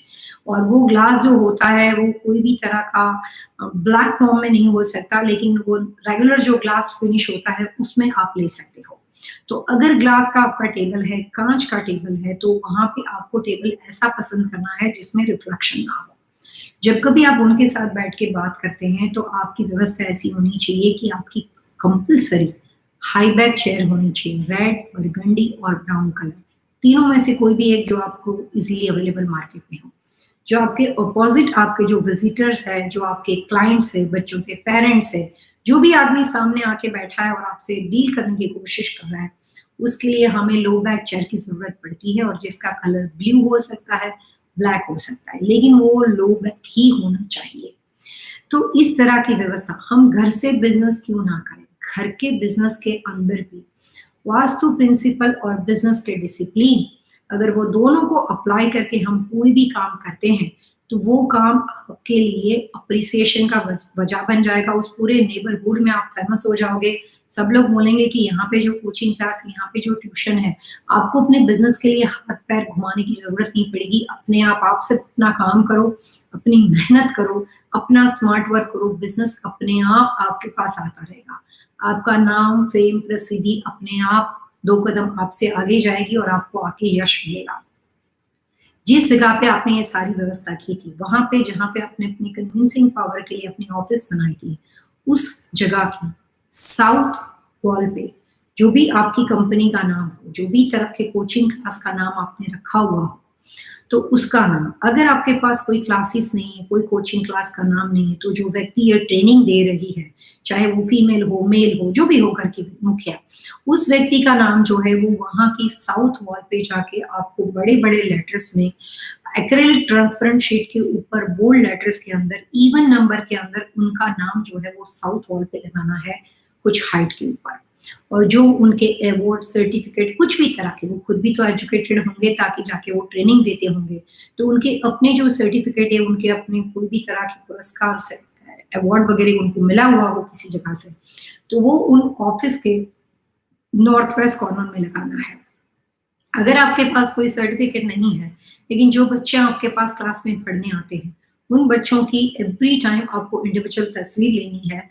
उस बच्चे अगर आपसे सैटिस्फाइड है, उनके पेरेंट्स आपको परमिशन देते हैं, तो उनकी पिक्चर्स लेनी, कितने साल तक, कितने टाइम तक ये बच्चा आपके पास रहा, किस तरह की कोचिंग आपने उसको दी थी, उसकी इन्फॉर्मेशन उस नॉर्थ वेस्ट वॉल पे आप लगा सकते हो। अगर बहुत बड़ा कोचिंग है और काफ़ी सारे बच्चे हैं, तो मुश्किल है because it's a lot of, तो उसमें आप बैच टू बैच लगा सकते हो। लेकिन अगर बहुत सारे बच्चे नहीं और अगर आप अभी-अभी इस बिज़नेस में आए हो, आपके पास 10-15 स्टूडेंट हैं, तो आपको पिक्चर लगाने में प्रॉब्लम नहीं होगी। तो आपको सबसे पहले अपने लिए एक ऑफ़िस व्यवस्था करनी है और अपना क्लासेस बनाना है जो घर से काम करता हो। और हमेशा ऐसा कमरा सिलेक्ट करना चाहिए जिसकी एंट्री बिल्कुल ही उस कमरे से नज़दीक पड़ती हो, ताकि मेन डोर से घर में आने वाला व्यक्ति आपके पूरे घर में ना घूमे, लेकिन वो वहाँ से आए और वहीं से बाहर चला जाए। उस तरह की व्यवस्था आपको करनी है। इसी के साथ-साथ अगर हम ये मान लेते हैं कि आप प्रोफ़ेशनल हो और आप बाहर जाके आपने अपने लिए एक कोचिंग क्लास, ट्यूशन क्लास या एजुकेशन के लिए कुछ जगह को रेंट किया है या आपने खरीदा है और आप वो घर से काम नहीं कर रहे हो, लेकिन आप एजुकेशन बिज़नेस के साथ जुड़े हुए हो और आप ट्रेनिंग जो है, कोचिंग है, वो बाहर जाके दे रहे हो और उसके आपने लिए क्लासेस रेंट की है। तो वहाँ पे किस एज ग्रुप के बच्चों को आप ट्रेनिंग दे रहे हो, किस तरह की खास ट्रेनिंग है, आप कथक डांस सिखा रहे हो, आप ड्राइविंग स्कूल चला रहे हो, आप उनको खास तरह के म्यूज़िक क्लासेस की लिए एजुकेशन दे रहे हो, आप उसको हिंदी लैंग्वेज सिखा रहे हो, संस्कृत लैंग्वेज सिखा रहे हो, मैथमेटिक्स का क्लासेस आपने लिया हुआ है। तो जो व्यक्ति बाहर जाके क्लासेस लेते हैं, उनको अगर वास्तुशास्त्र की इन्फॉर्मेशन बहुत पहले से हो, तो ऐसे लोगों के लिए इंडिविजुअल जो व्यक्ति वहाँ पे बिज़नेस रन करता है, उसके कॉर्पोरेशन के अनुसार, कंपनी के नाम के अनुसार मैं उनको क्लासेस लेने के लिए सजेशन देती हूँ। उनको कभी ये नहीं कहा जाता कि आप नॉर्थ का करो, नॉर्थ ईस्ट का, नॉर्थ वेस्ट का करो। लेकिन कॉमन वास्तु के हिसाब से अगर किसी का नाम मेरे पास नहीं है, तो जितनी दिशाएँ हमने इससे पहले की उतनी दिशाओं की जगह आप रेंट कर सकते हो। अगर किसी वजह से आपके पास ये सारी इन्फॉर्मेशन उसके बाद पता चली है, जब आपने सारा ये रेंट कर लिया, तो जहाँ पे क्लासेस चलते हैं वहाँ पे चलने दीजिए। आप अपने लिए एक सेपरेट ऑफिस व्यवस्था बना दीजिए। वो सेम बिल्डिंग में हो सकती है, दूसरी बिल्डिंग में हो सकती है। अगर आपके पास इंडिया में बहुत जगह पे कोचिंग क्लासेस चल रहे हैं, तो आप अपनी कंपनी का कॉर्पोरेट ऑफिस है या अपनी कंपनी की जो मेन ऑफिस है, वो ये चारों में से कोई दिशा की करो। और जैसे मैंने अभी आपको ऑफिस बनाने के लिए सजेशन जितने दिए थे, उसको अप्लाई करके आप वहाँ पे अपने लिए कोचिंग क्लास की जो मेन, जहाँ पे आप फीस लेते हो, पैसा कलेक्ट करते हो और जहाँ से आप सारा मैनेजमेंट करते हो, वो ऑफिस की दिशा आप वैसी बना सकते हो। तो आपके पास ऑप्शंस है। काफ़ी चाइनीज़ लोग यहाँ पे न्यूयॉर्क, न्यू जर्सी में ऐसे बिज़नेस के साथ कनेक्टेड है, जो अपनी ज़बान भी सिखाते हैं और अलग-अलग तरह के क्लासेस सिखाते हैं। अलग-अलग लैंग्वेज के साथ लोग बहुत अलग-अलग तरह का ट्यूशन घर से सिखाते हैं।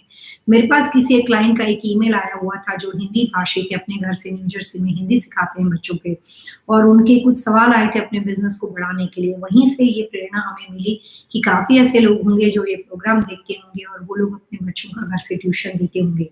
इंडिया में तो ऐसे काफ़ी लोग हैं जो स्कूल में जाते हैं, खुद टीचर या प्रोफेसर लेक्चरर है, लेकिन उसके बाद भी वो अपने घर से बच्चों को ट्यूटरिंग देते हैं। और वो कई बार फीमेल भी ऐसे बिज़नेस में काफ़ी जुड़े हैं, मेल भी काफ़ी जुड़े हुए हैं। तो ये बिज़नेस जो है उसको बढ़ाने के लिए दिशाएँ, कलर्स, फर्नीचर प्लेसमेंट और आपकी अपनी हार्ड वर्क, आपका अपना स्मार्ट वर्क, ये सारी चीज़ों का कॉम्बिनेशन इकट्ठा होगा, तो इस बिज़नेस में आपको नाकामयाबी नहीं मिलेगी और आप सक्सेसफुली अपना काम कर सकते हो। दिशाओं के साथ-साथ colours combination, furniture placement equally importance रहेगा, तो आपको सारी चीज़ इक्वली अप्लाई करनी है। उसके अलावा आप किसी सॉफ्टवेयर को या किसी भी कंपनी की फ्रेंचाइज़ी लेते हो और वो कलर्स कॉम्बिनेशन आपको, जैसे अभी हम बता रहे हैं, वैसा नहीं कर सकते हो बिकॉज़ ऑफ द फ्रेंचाइज़ी के प्रोटोकॉल होते हैं। तो उसमें मैं आपको कहना चाहूँगी कि अगर किसी वजह से आप किसी एजुकेशन की आपने फ्रेंचाइज़ी ली है, जैसे कुमोन के बारे में मैं अभी आपसे बात कर रही थी, तो आप ये कर सकते हो कि ऐसे कलर कॉम्बिनेशन के बने हुए पिक्चर, पोस्टर, पेंटिंग है, वो वहाँ पे क्लासेस जहाँ पे बन रहे हैं, एक साथ काफ़ी बच्चे बैठे हुए, उनके सामने कंप्यूटर है, प्रोग्राम रन होता है, बच्चे अपना काम कर रहे हैं, तो उस कमरे का जो पिक्चर, पोस्टर, पेंटिंग है, वैसे आप लगा सकते हो। एजुकेशन बिज़नेस के साथ जुड़े हुए लोगों को अपने बिज़नेस में सक्सेस के लिए सबसे पहली टिप्स का ध्यान रखना है कि कोई भी वॉल ब्लैंक नहीं होनी चाहिए। बच्चा जब कभी इस तरह से पढ़ता है, चाहे आप अपने घर से पढ़ा रहे हो, चाहे वो अपने किसी लोकेशन पे पढ़ता है या आपका खुद का बच्चा पढ़ता है, तो जब कभी आपके बैठने की व्यवस्था हो, आप अपने घर से, होम ऑफिस से और आपके बैठने की व्यवस्था हो, तो आपकी कोई भी वॉल जो होती है, जो आपके फ्रंट फेस में आती है, वो कभी भी वो ब्लैंक नहीं हो सकती। उसके ऊपर पिक्चर, पोस्टर, पेंटिंग का होना बहुत ज़रूरी है। और कभी भी जिस जगह पे आप अपना बिज़नेस कर रहे हो, वहाँ पे बच्चों के बैठने की व्यवस्था से ज़्यादा हेवी, टॉल और हाइट वाला फर्नीचर नहीं होना चाहिए। यहाँ पे 5-6 बच्चे बैठे हुए हैं, सामने कंप्यूटर है, बच्चे अपना काम करें और उनकी बैक वॉल पे काफ़ी हेवी फर्नीचर बना हुआ हो, उनके राइट या लेफ्ट वॉल पे काफ़ी ज़्यादा टॉल एंड हेवी फर्नीचर हो, जो बच्चे के बैठने की हाइट से भी ज़्यादा ऊँचाई पे जाता हो, तो उस तरह की व्यवस्था से काम करते हुए बिज़नेस वाले लोगों को बिज़नेस में लॉस हो जाता है। एजुकेशन बिज़नेस के साथ जो भी लोग जुड़े होते हैं, उनको अपने घर से काम करने वाले लोगों को, जहाँ पे बच्चे क्लासेस लेते हैं, कोचिंग लेते हैं, उसके एंट्रेंस डोर के पास राइट एंड लेफ्ट में, और अगर वो बच्चे बाहर जगह जहाँ पे आपने कोचिंग क्लास बना रखा है, उसके राइट और लेफ्ट कॉर्नर में कोई भी वाटरफॉल, पानी के पिक्चर, पानी के पोस्टर, इस तरह की व्यवस्था को नहीं रखना चाहिए। वहाँ से आपका बिज़नेस लॉस में जाने की संभावना बहुत ज़्यादा बढ़ जाती है। फ़ायदे के साथ-साथ नुकसान होने की वजह ज़रूर समझनी चाहिए। अगर ऐसी कोई भी व्यवस्था हो, तो आप उसको राइट अवे दूर कर सकते हो। और जो लोग अपने बच्चों के एजुकेशन के लिए कॉन्शियस है, जिनको बहुत चिंता है अपने बच्चों की पढ़ाई-लिखाई के बारे में और वो अपने बच्चों को अच्छा एजुकेशन देना चाहते हैं और उनके पास घर में जगह भी लिमिटेड है, ऐसे लोगों को मैं 1-2 बात बताना चाहूँगी कि नो मैटर व्हाट, बच्चों को कभी भी सबसे पहली बात बेड पे बैठ के पढ़ना नहीं चाहिए। मैंने अपने हर प्रोग्राम में कहा है, बेड के ऊपर लेटी हुई पोजीशन में या वहाँ पे बेड के ऊपर बैठ के जो बच्चा पढ़ाई करता है, वो बच्चा जो होता है वो कभी भी एक खास तरह का लेवल हासिल नहीं कर सकता, और जैसे ही वो वहाँ पे बैठ के पढ़ता है, तो उसका कंसंट्रेशन है वो ज़्यादातर रिलैक्सेशन मोड में उसका बॉडी आ जाता है, और उसका मानसिक रूप से जितने उसने पढ़ाई की है, वो सारी चीज़ उसको याद नहीं रहती है। वो पूरा वेस्ट ऑफ एनर्जी है और वेस्ट ऑफ टाइम है। तो सबसे पहली बात वास्तुशास्त्र के अनुसार, जब तक आपका बैकबोन होता है वो बिल्कुल स्ट्रेट पोजीशन में ना हो, आपका बैकबोन और आपकी ब्रेन की रचना ये बिल्कुल करीबन स्ट्रेट पोजीशन पे 90 डिग्री पे ना हो, तब तक आप कोई भी काम करने की कोशिश करोगे तो उस काम की बारे में जो आपने सोचा है, जो आप मेहनत कर रहे हो, जो आप याद रखने की कोशिश कर रहे हो, वो आपको इतना पावरफुल रिजल्ट नहीं दे सकती। दशाएँ आदमी की दशाएँ बदल सकती है, आदमी की ज़िंदगी बदल सकती है। हम यहाँ से आपको छोटी-छोटी टिप्स इस प्रोग्राम के माध्यम से इसलिए देने की कोशिश करते हैं क्योंकि एजुकेशन और अपने बच्चों की पढ़ाई के बारे में इस दुनिया के हर कंट्री में हर माता-पिता चिंतित होते हैं। हर माता-पिता को लगता है कि मेरा बच्चा जो है उसमें स्पेशल, उसको खास तरह से उसको कोई माता-पिता मैंने नहीं देखा कि ऐसा सोचते भी नहीं मेरा बच्चा ना पढ़े, कोई बात नहीं, मुझे कोई फ़र्क नहीं पड़ता। रेयर केस में हो सकता है, ज़्यादातर तो कितने भी फाइनेंशियली स्ट्रॉन्ग फैमिली से वो बिलॉन्ग करते हो, लेकिन माता-पिता चाहते हैं कि बच्चा अच्छा पढ़ ले, उसकी लाइफ बेटर रहे। चाहे हर पढ़ाई के बाद काम करना ज़रूरी नहीं है कि जॉब भी करे, वो बिज़नेस भी कर सकता है, लेकिन उसके बाद भी बिज़नेस में करना हो, अपने पिताजी के बिज़नेस में जाना हो, पिताजी का बहुत बड़ा एम्पायर हो, फिर भी पढ़ाई-लिखाई बहुत ज़्यादा ज़रूरी है। जो आदमी की एक पर्सनालिटी इम्प्रूवमेंट करने का काम करती है, उसको डेवलप करने का काम करती है। तो एजुकेशन के लिए अगर आप अपने बच्चों की पढ़ाई-लिखाई के लिए आप कॉन्शियस हो, तो आपको इस बात का ध्यान रखना है कि आपके बेटे या आपकी बेटी के पढ़ने की व्यवस्था south, south east, south west और वेस्ट, ये 4 डायरेक्शन में नहीं होनी चाहिए। अगर किसी भी वजह से घर में बच्चा मेहनतू है, होशियार है, बेड पे नहीं बैठता है, लेकिन लिविंग रूम में बैठ के पढ़ता है, फॉर्मल डाइनिंग में बैठ के पढ़ता है, लेकिन उसके बैठने की व्यवस्था ये 4 दिशाओं के साथ जुड़ी हुई होगी, तो वहाँ पे पढ़ाई करने के बाद भी बच्चे को उसकी मेहनत के अनुसार प्रॉपर रिज़ल्ट नहीं मिलता है। तो आपको कोशिश करनी चाहिए कि जो बच्चे घर से पढ़ते हैं, चाहे किसी भी एज ग्रुप के क्यों ना हो, तो उनकी बैठने की व्यवस्था south, south east, south west और वेस्ट के कमरे में नहीं होनी चाहिए, और south, south east, south west और वेस्ट दिशा के फेसिंग बच्चा नहीं पढ़ सकता। अब यहाँ पे कुछ बातें ऑप्शनल है। कुछ खास तरह के लोगों के लिए, कुछ खास तरह की स्टडी के लिए, अगर आप अब्रॉड जाने की कोशिश करते हो, स्पेशल डिप्लोमा डिग्री के लिए कोशिश करते हो, तो समटाइम्स डिपेंड करता है कि मैं वेस्ट अलाउड करती हूँ। लेकिन साउथ, साउथ ईस्ट और साउथ वेस्ट जो दिशा है, उस दिशा में फेसिंग करके 100% लोगों को नहीं पढ़ना चाहिए। वेस्ट में कभी-कभार कुछ लोग ऑप्शनल होते हैं, लेकिन मेजॉरिटी नहीं होते हैं। तो आप कुछ बातें तो ऐसी हो ही जाती है जो व्यक्ति दर व्यक्ति बदल जाए, लेकिन हम यहाँ से कुछ ऐसी आपको कॉमन इन्फॉर्मेशन देने की कोशिश कर रहे हैं, जिसकी वजह से आप अपने बच्चों को अच्छा एजुकेशन दे सकें। बच्चा जहाँ पे घर में बैठ के पढ़ाई करता है, उस डेस्क के ऊपर, चाहे वो आपके किचन काउंटर के ऊपर बैठ के काम करता हो, चाहे वो आपके कोई डाइनिंग एरिया में बैठ के पढ़ता हो, वो नूक एरिया हो सकता है, वो आपका फॉर्मल डाइनिंग हो सकता है। तो बच्चा जहाँ पे बैठ के पढ़ता है, यू हैव टू प्रेफर कि वहाँ पे टेबल चेयर जैसी व्यवस्था हो, सोफे पे बैठ के, स्लीपरी सोफा जिसको हम सोफा कम बेड बोलते हैं, वहाँ पे नहीं होना चाहिए, बेड पे नहीं होना चाहिए। जो हमारी रिलैक्सेशन चेयर, मसाज चेयर होती है, वहाँ पे नहीं होना चाहिए। कोशिश करनी चाहिए कि बच्चा सिंपल चेयर जैसे हम लोग डाइनिंग टेबल के लिए यूज़ करते हैं, या जैसे आमतौर पे पढ़ने के लिए जो चेयर आती है, मार्केट में बहुत सारी चेयर होती हैं। तो वो रेगुलर चेयर का वो उपयोग करे, और उसके टेबल डेस्क के ऊपर, यानी कि उसका जो डेस्क होता है, उसका जो मेज होता है, वहाँ के ऊपर कोई भी पानी की बॉटल, पानी से रिलेटेड वाटरफॉल ऐसी व्यवस्था नहीं करनी चाहिए। इंडिया में लोग बच्चों को अच्छा पढ़ाने के लिए प्लास्टिक का पिरामिड रख देते हैं। कोई भी तरह के बच्चों की पढ़ाई-लिखाई के जो डेस्क होते हैं, उसके ऊपर पर्टिकुलर उस डेस्क के ऊपर आप क्रिस्टल पिरामिड रख सकते हो, लेकिन प्लास्टिक पिरामिड का उपयोग आपको नहीं करना चाहिए। उसके अलावा अगर आपको लगता है कि ये बच्चे को एक्स्ट्रा मेहनत की ज़रूरत है, बच्चा होशियार है लेकिन वो कंसंट्रेशन को ठीक से इकट्ठा नहीं कर पाता है, वो जभी भी पढ़ने बैठता है उसका दिमाग हज़ारों जगह पे चला जाता है, तो ऐसे परिवार को अपने बच्चों के लिए अगर ये बात बचपन से पता चल जाए, तो उनको अपने बच्चों के लिए जो प्ले एरिया होता है, अगर आपका बच्चा हाइपर होता है आपको वैसे ही पता चल जाएगा घर में। तो ऐसे पेरेंट्स को अगर बच्चा बहुत छोटा है तो उसका जो प्ले एरिया होता है वो नॉर्थ या नॉर्थ ईस्ट में बनाना चाहिए, ताकि बच्चा बहुत ही छोटा है, वहाँ पे सिर्फ वो खेलता है, लेकिन वो जितना ज़्यादा उस दिशा के साथ कनेक्टेड होगा, उतना उसका कॉन्संट्रेशन डेवलप करने में वो दिशा उसकी हेल्प करेगी।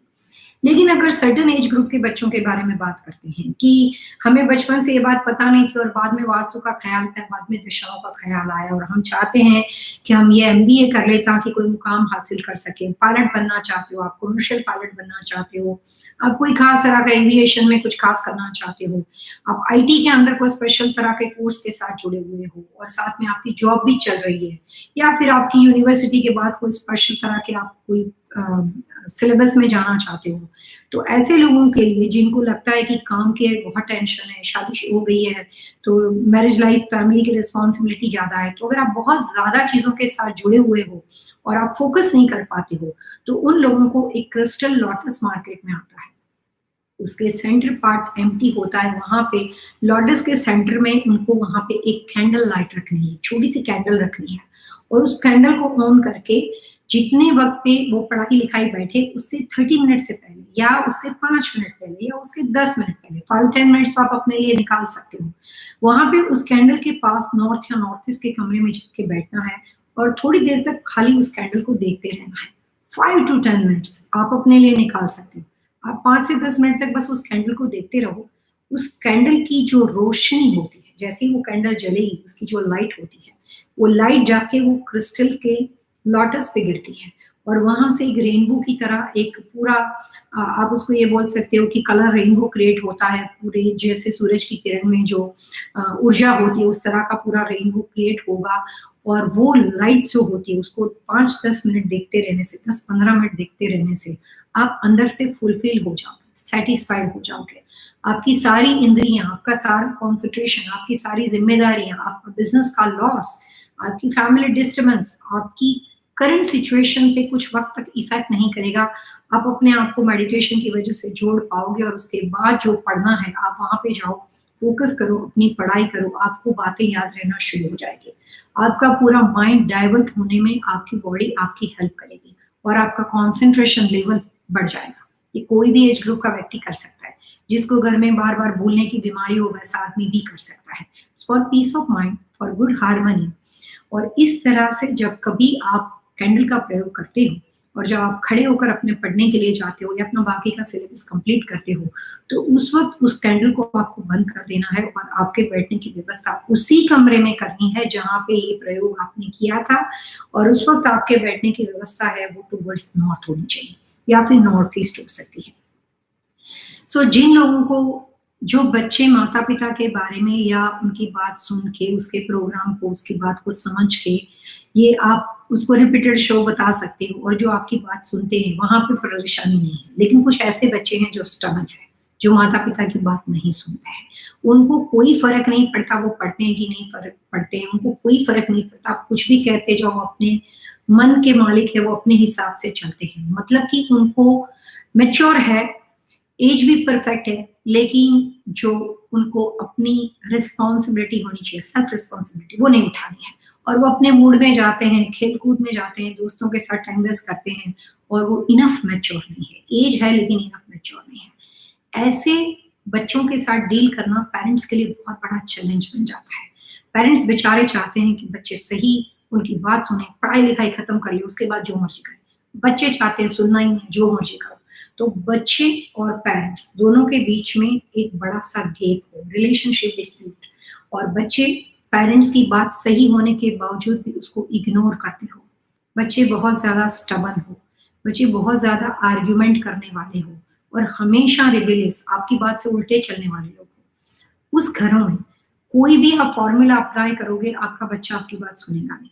तो वहाँ पे आपको वास्तु के हिसाब से उस बच्चों को एजुकेशन में परफेक्शन के लिए सबसे पहला काम ये करना पड़ेगा कि उस बच्चे के साथ करीबन 1 वीक तक आपको अगर पॉसिबल है तो उस बच्चे का कमरा जो है वो उसका जो भी दिशा उसके लिए बनती हो, वो इंडिविजुअल हो जाएगी। उस दिशा का कमरा आपको उसके लिए सेलेक्ट करना है और उसके बाद उसकी सोने की सही दशा करने के बाद उस बच्चे को आप धीरे-धीरे चेंज करोगे। मैंने अपनी ज़िंदगी में अपनी प्रैक्टिस के दौरान अजीब से गरीब बच्चों के बिहेवियर को चेंज होते हुए देखा है।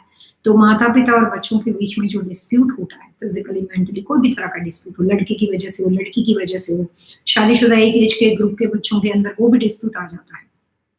उसके बावजूद भी दिशा राइट होगी तो बच्चे की सोच समझदारी पे फ़र्क पड़ जाएगा। लेकिन ऐसे पेरेंट्स को मैं एक सिंपल टिप्स दे सकती हूँ कि उस बच्चे के सोने की व्यवस्था नॉर्थ फेसिंग नहीं होनी चाहिए, साउथ वेस्ट फेसिंग नहीं होनी चाहिए, साउथ ईस्ट फेसिंग नहीं होनी चाहिए। जो बच्चे स्टबर्न हो, जो बच्चे आर्ग्यूमेंट वाले हैं, वो जानबूझ के सोच समझ के आपके अगेंस्ट जाते हैं और कंप्लीटली आपसे विरुद्ध चलना पसंद करते हैं। ऐसे बच्चों के सोने के बेड की व्यवस्था नॉर्थ में नहीं होनी चाहिए, साउथ वेस्ट में नहीं होनी चाहिए, साउथ ईस्ट में नहीं होनी चाहिए। ये तो हम कर ही सकते हैं। और अगर पॉसिबल हो तो ये सारे दिशाओं में हो सके तो उसका कमरा भी नहीं होना चाहिए। इसमें नॉर्थ ऑप्शनल है, वो डिपेंड करता है।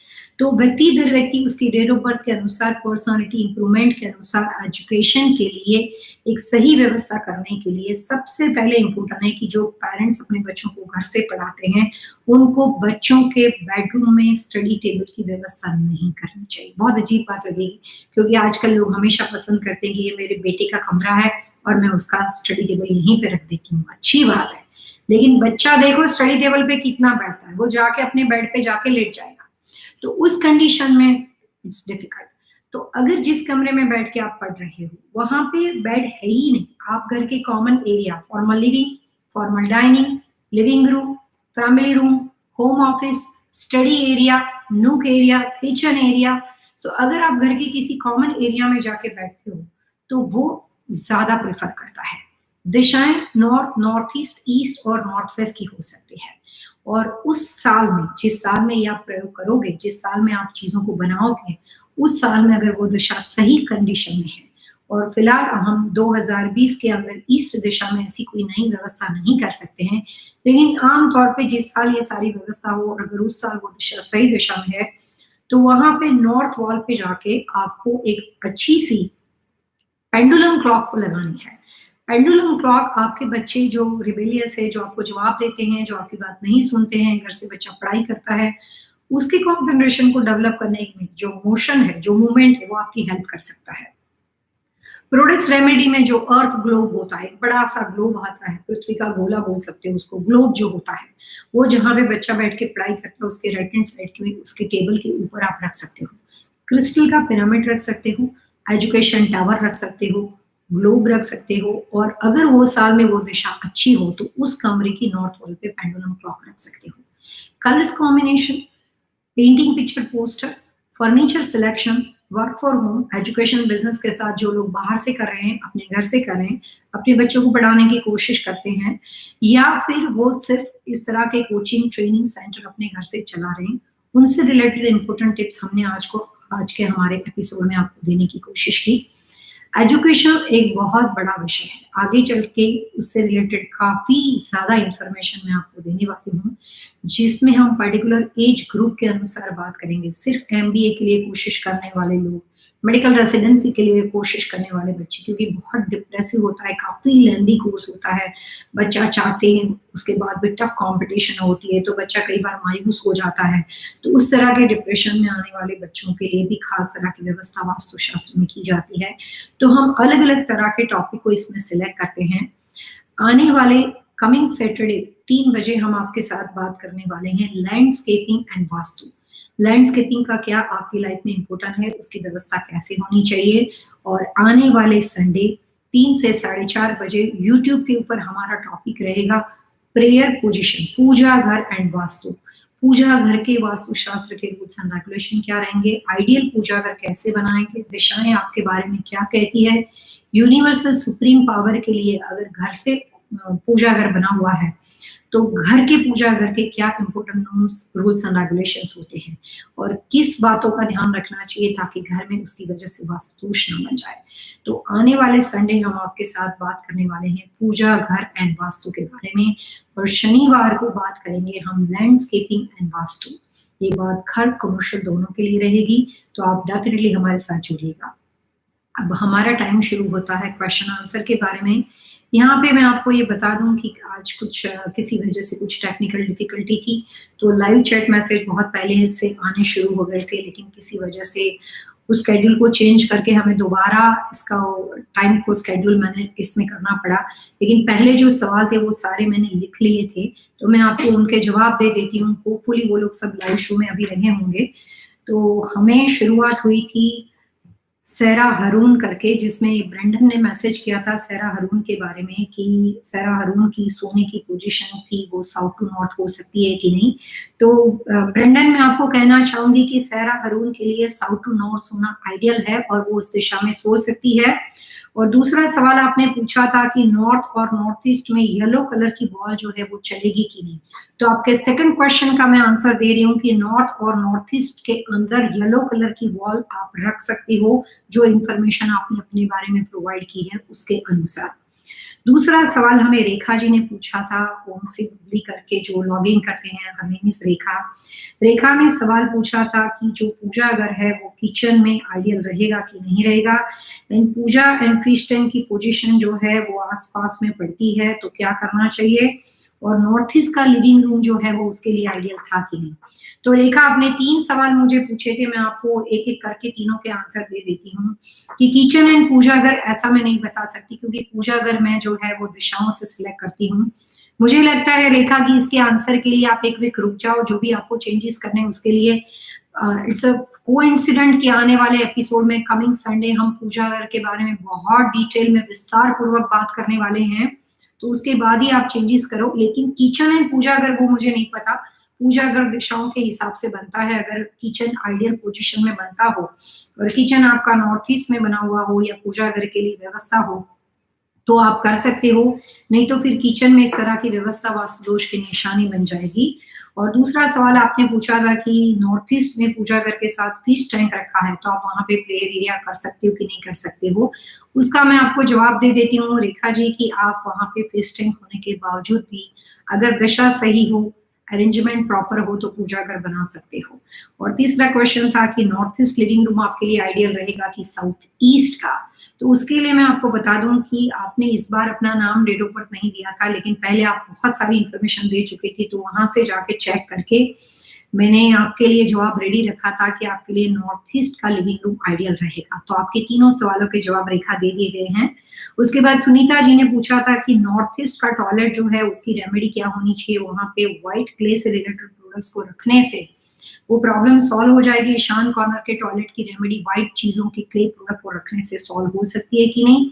और दूसरा उन्होंने सवाल पूछा था कि किचन पोजीशन और जो वॉश बेसिन होती है, जिसको आप जो अपना सिंक एरिया बोलते हो, तो उसके बीच का डिस्टेंस जो होता है वो कितना जरूरी माना जाता है, उसके मेजरमेंट क्या रहेंगे, कितना डिस्टेंस होना चाहिए। सुनीता, सबसे पहले मैं बता दूं कि नॉर्थ ईस्ट टॉयलेट के अंदर सिर्फ व्हाइट और क्ले प्रोडक्ट रखने से नॉर्थ ईस्ट टॉयलेट की रेमेडी नहीं होती है। You have to apply more. वहां पे आपको सिर्फ कलर्स कॉम्बिनेशन और क्ले की बनी हुई चीजें रखने से डेफिनेटली वो रख सकते हो, but that is not 100% remedy. उससे ईशान कॉर्नर ठीक नहीं हो जाएगा और उससे उसका नुकसान बंद नहीं हो जाएगा। नॉर्थ ईस्ट अच्छा नहीं होने की वजह से सुनीता जी, घर में हेल्थ प्रॉब्लम्स बने रहते हैं, घर में कॉन्सेंट्रेशन की प्रॉब्लम रहती है। जो पढ़ाई लिखाई करते हो, जो घर में पैसे बन रहे, फाइनेंशियली जो सिचुएशन होती है वो थोड़ी सी वीक और कमजोर रहती है, तो हमें अपने हार्डवर्क के अनुसार रिटर्न नहीं मिलता है, तो काफी वास्तु दोष होते हैं। Health is the biggest issue for north east toilet. तो आपको उसके अलावा कुछ और ज्यादा रेमेडी करनी पड़ेगी। आई थिंक सो, मुझे जहां तक याद है, I am not sure because I receive lots of email every day. शायद आपने ईमेल भेजा था और हमने आपको उसकी रेमेडी भेजी हुई है, हमने आपको इन्फॉर्मेशन भेजी है। कई बार यहाँ पे एक हमारे क्लाइंट है जो हमारे रेगुलर व्यूअर्स हैं, जिस फॉरगॉट द नेम, लेकिन लास्ट वीक में हमारे साथ थे। उन्होंने अपने घर में नॉर्थ वेस्ट में इलेक्ट्रिकल पोल के बारे में हमें इंफॉर्मेशन दी थी। और जो समीर पटेल है, उन्होंने सेंटर पार्ट के अंदर टॉयलेट के बारे में पूछा था। नॉर्थ ईस्ट दिशा में या घर के ब्रह्म स्थान के टॉयलेट के लिए कलर कॉम्बिनेशन और आसपास के रखरखाव के अलावा आपको प्रोडक्ट्स रेमेडी को करना पड़ता है। कुछ चीजें बहुत गहरा वास्तु दोष हो, तो कुछ बीमारियां ऐसी होती है जिसके लिए प्रॉपर ट्रीटमेंट चाहिए, वहां पे दवाइयां खानी पड़ती है। तो सुनीता, आपको उसके लिए रेमेडी करनी पड़ेगी। रेमेडी की डिटेल चाहिए तो हम आपको ईमेल कर सकते हैं।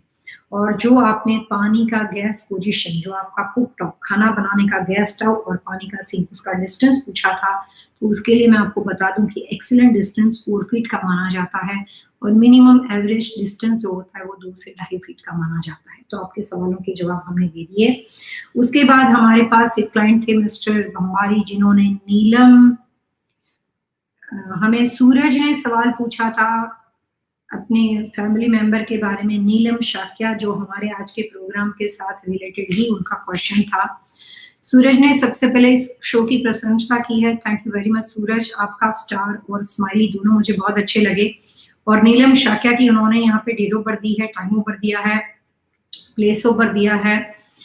और सवाल ये पूछा गया था कि उनका घर जो है वो नॉर्थ का है और करंटली वो अपने घर से ट्यूशन और ट्यूटरिंग का बिजनेस करते हैं।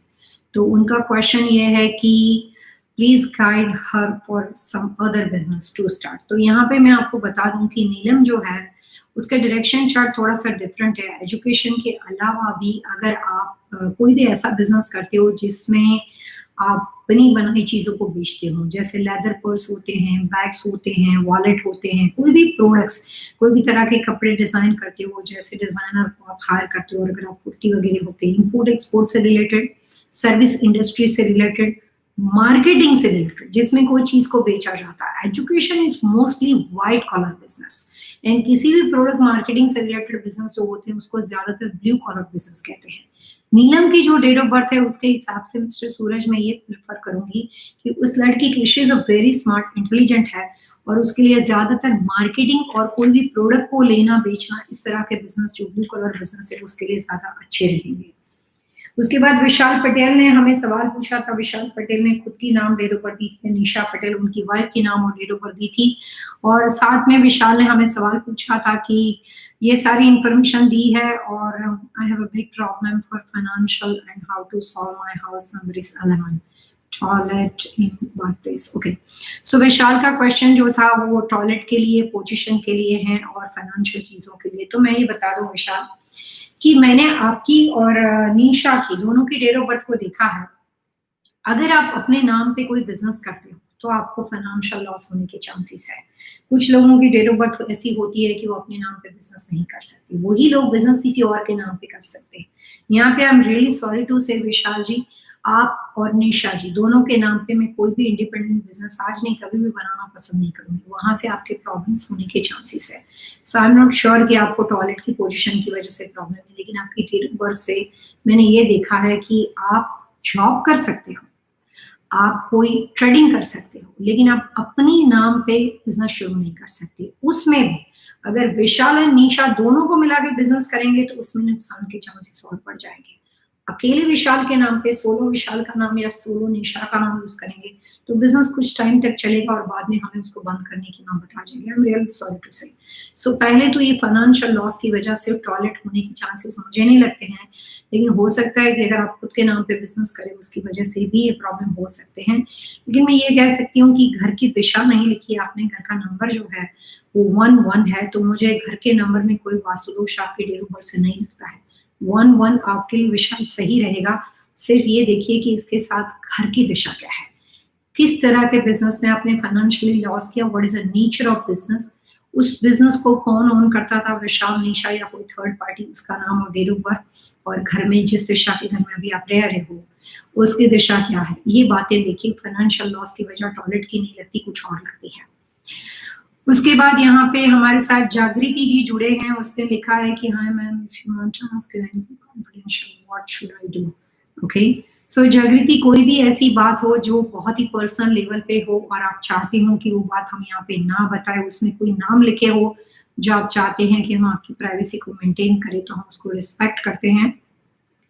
आपको अपनी इंफॉर्मेशन हमें ईमेल करनी है 123vastu@gmail.com और उसके जो सब्जेक्ट लाइन है उसमें आपको लिखना है जो भी चीज को कॉन्फिडेंशियल रखना हो, पूरा ईमेल कॉन्फिडेंशियल रखना हो तो हम आपको ईमेल का रिप्लाई ईमेल से कर देंगे और उसके बारे में यहाँ पे कोई बातचीत नहीं की जाएगी।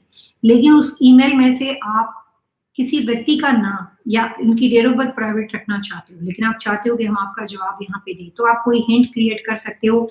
मैंने काफी ऐसे लोगों के ईमेल के आंसर इस प्रोग्राम के माध्यम से दिए हैं जिसका नाम नहीं बताया गया, लेकिन जो हिंट उन्होंने दी थी उस हिंट को बार बार रिपीटेड करके उसको उसका जवाब इस प्रोग्राम के माध्यम से दे दिया, क्योंकि काफ़ी लोग ऐसा मैसेज करते हैं कि उनके नेबर इस प्रोग्राम को देखते हैं, उसके ननंद इस प्रोग्राम को देखती है, ऐसा ऐसा आता है।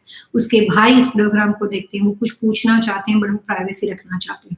तो जो भी आप हिंट क्रिएट करोगे उसके बाद हम आपको इस शो में उस बात को बता देंगे। अगर आप बिल्कुल ही प्राइवेसी रखना चाहते हो तो आप अपने सब्जेक्ट लाइन में चीज़ों को कॉन्फिडेंशियल कर दो और 1 2 3 वास्तु vastu@gmail.com इस पे हम आपके ईमेल का रिप्लाई, आप हमें क्वेश्चन भेजिए, हम आपके ईमेल का आंसर करेंगे। उसके बाद कृति ठक्कर हमारे साथ जुड़े हैं। कृति ने लिखा है thank you sharing such valuable information in your show. Thank you very much Kriti. Kriti मेरी शायद फैमिली में से भी लगती है, यही वो कृति है, but thank you very much, इन्होंने इस बात को सराहा है। जागृति ने एक और बात लिखी है कि I am a teacher, I want to ask banking job is for me और not, should I go for it? Jagruti, born is 30th September 1998, 50 Faisalabad, Uttar Pradesh. Okay.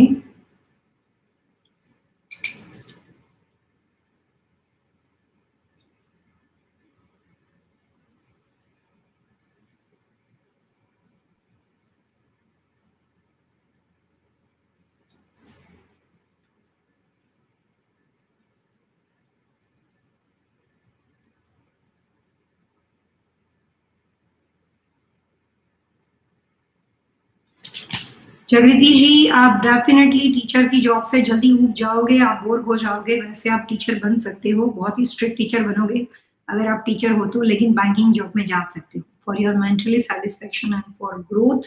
मुझे लगता है आपकी डेट ऑफ बर्थ से कि आपके ऊपर family responsibility बहुत ज़्यादा है और आप बहुत ही मेहनतू लेडी हो और हार्ड वर्कर हो। और मुझे लगता है कि जब हमारा क्राइटेरिया फाइनेंशियली चीज़ों में कुछ चीज़ को गेन करने का होता है और अगर आप कंफर्टेबल हो तो बैंकिंग जॉब में जा सकते हो। लेकिन जागृति, साथ में आपने पूछा नहीं, मैं आपको एक बता देती हूँ, आने वाला कमिंग ईयर 2021 थोड़ा सा आपके लिए संभलने वाला आ रहा है। जो भी करना सोच समझ के करना। 2021 आपके लिए थोड़ा सा नुकसानदेह है। So thank you very much जो आपने अपना सवाल पूछा है उसके लिए। आगे कोई क्वेश्चन है तो आप हमारे साथ कंटिन्यू कर सकते हो। Stay tuned. यहाँ पे mister Wani, hello ma'am. Okay, Geetanjali Dulwani, ma'am Rashmi Wani ने लिखा है कि ma'am I have email you on your ID but no response from Jammu Kashmir, Srinagar. We are facing financial trouble and property dispute. I can tell you publicly. Out of the reach. Okay. यहाँ पे हमारे साथ दो लोग जुड़े हैं जिसमें हम बात करते हैं मिस रेशमा वानी, जिनका क्वेश्चन ये है कि वो जम्मू कश्मीर से बात करें। सो मैं ये बता दूं मिस वानी कि आपने जहां से भी मैसेज किया हुआ हो, आप देखो कि वो ईमेल बाउंस हुआ है, हमारे पास आया नहीं है। अगर यहाँ पे आता है तो उनको एक रिव्यू लिंक आती है। कभी भी आप हमें कोई भी ईमेल भेजो, जिस वीक में आप ईमेल भेजो, आपने सैटरडे या संडे हमें ईमेल भेजा वीकेंड के दौरान, अगर मंडे टू वेडनेसडे में अगर आपके पास रिव्यू लिंक नहीं आती है तो इसका मतलब ये होता है कि या तो हमारे पास ईमेल किसी भी वजह से पहुंचा नहीं है, कोई टेक्निकल प्रॉब्लम हो सकती है, या फिर वो जंक या स्पैम में चला गया है। कई बार ऐसा हो जाता है, तो आपको दोबारा उस ईमेल को भेजना पड़ेगा। अगर मंडे टू वेडनेसडे तक आपको कोई रिव्यू लिंक मिल जाता है, इसका मतलब हमने आपका ईमेल 100% रिसीव कर दिया है। उसके बाद उस ईमेल को शॉर्टलिस्ट करके रिव्यू लिंक को आप पूरा फिलअप करते हो, उसके बाद उस ईमेल का आंसर प्रिपेयर होता है और वो हमारे पास आता है। तो ये हमारी इंटरनल प्रोसीजर है जो मैं अभी आपके साथ बता रही हूँ। जब को भी ये कोई प्रोग्राम सुनने वाले लोग सैटरडे संडे में हमें कोई भी ईमेल करे और उनको मंडे टू फ्राइडे तक, मंडे टू वेडनेसडे तक रिव्यू लिंक नहीं आती है, इसका मतलब आपका ईमेल हमारे पास नहीं है। तो या तो हमें रीसेंड कीजिए और उसके बाद भी आपको 2 दिन के अंदर रिव्यू लिंक आई जाएगी। कोई भी वीकेंड में आया हुआ ईमेल वेडनेसडे तक शॉर्टलिस्ट करना पड़ता है, क्योंकि फ्राइडे से आपके लाइव शो के बारे में प्रिपरेशन शुरू हो जाता है और कई बार तो सैटरडे संडे मॉर्निंग में उस व्यक्ति को ईमेल के थ्रू जवाब दिया जाता है कि आज आपके हमारे प्रोग्राम में आपके ईमेल को हम इसमें उसको इंक्लूड कर रहे हैं, उसका आंसर देने वाले हैं। कई बार टाइम की अगर कमी होती है तो रेयर केस में ऐसा होता है कि नहीं लिया जाता, नहीं तो ज्यादातर ईमेल उनको रिप्लाई भेज ही दिया जाता है कि आपके ईमेल को हम इसमें प्रोग्राम में शामिल कर रहे हैं। तो अब मुझे ये बात को पता करना पड़ेगा, लेकिन आप ये करें, दोबारा उसको भेज दें और देख लीजिए कि मंडे टू वेडनेसडे में आपको वापस रिव्यू लिंक आती है कि नहीं। उसके साथ हमारे साथ एक और नए क्लाइंट जुड़े हैं जिन्होंने क्वेश्चन पूछा है कि आप कैसे भी मेरे साथ प्राइवेटली भी बात कर सकते हो। अगर लाइव शो के साथ जो लोग आते हैं उनके लिए मैंने ईमेल एड्रेस दिया हुआ था 123pastu@gmail.com। अगर आप पर्टिकुलर सिर्फ मेरे साथ प्राइवेटली बात करना चाहते हो तो आप मेरी वेबसाइट विजिट कर सकते हो pallavichhalawada.com। उसके ऊपर एक और मेरा ईमेल एड्रेस है, दैट्स कॉल्ड chalawadapallavi@gmail.com। उसमें कोई भी इंफॉर्मेशन इंस्टीट्यूट के पास नहीं जाएगी, वो प्राइवेटली मेरे पास आ जाएगी। सो 123 vastu is a common email address for institute, जो ये लाइव शो वाले लोगों के लिए है। लेकिन अगर बहुत ही ज्यादा कुछ कॉन्फिडेंशियल हो तो आप chalawadapallavi@gmail.com पे भेज सकते हो। समीर पटेल हमारे साथ जुड़े हैं। समीर जी ने लिखा है कि hi Sameer Patel, go to model business, I can't stay in my town hall soon. Perfect. Sameer ji कल सैटरडे हमारे साथ जुड़े थे, मुझे इनकी बातें याद है। समीर जी हमारे रेगुलर व्यूअर्स थे, वो हमें एक मैप भी भेज चुके हैं और उनके कहने का मतलब ये कि जो टाउन होम का ड्राइंग उन्होंने हमें भेजा था, बहुत ज्यादा मैसिव टाउन होम की दिशाएं हैं वास्तु के अनुसार। तो वो अगर मॉडल बिजनेस खरीदते हैं तो वो यहाँ से मूव हो जाना चाहते हैं। तो कल के सवाल का उन्होंने आज हमें ये बात का रिप्लाई किया है। आई अप्रिशिएट समीर कि आप हमारे रेगुलर व्यूअर हो, लेकिन साथ में अपने दोस्त, अपने ग्रुप और अपने जानने वाले लोगों के साथ भी इस प्रोग्राम को शेयर करो, ताकि हम आपके वेल विशर को भी सवालों के जवाब देना चाहेंगे। और इस कंडीशन में अगर आप इस घर से मूव होना चाहते हो Sameer, so very good idea. तो फिर आप ये काम करो कि आप अपने लिए ऐसी प्रॉपर्टी ढूंढो जिसका फेसिंग फ्रंट मॉडल हो, लेकिन इसका फेसिंग फ्रंट नॉर्थ पड़ता हो, नॉर्थ ईस्ट पड़ता हो, वेस्ट पड़ता हो, नॉर्थ वेस्ट पड़ता हो। ये 4 डायरेक्शन से आप मॉडल को ढूंढ सकते हो। जिस दिशा की प्रॉपर्टी आपको मिलेगी उसके अनुसार नेम ऑफ द कॉर्पोरेशन हम आपको सजेस्ट कर सकते हैं। लेकिन ये 4 दिशाओं की मॉडल इंडस्ट्री में आपको दोबारा जाना हो तो ये 4 डायरेक्शन को आप देख सकते हो, जहां पे आप रह भी सकते हो। हरिंदर जी ने बहुत सुंदर से फ्लावर भेजे हैं, बहुत बहुत शुक्रिया हरिंदर जी आपके अप्रिसिएशन के लिए। ब्रेंडन ने यहाँ पे हमें एक क्वेश्चन पूछा, I want to know about my daughter's education and career, name is Sara Rahman Harun, okay, 9800.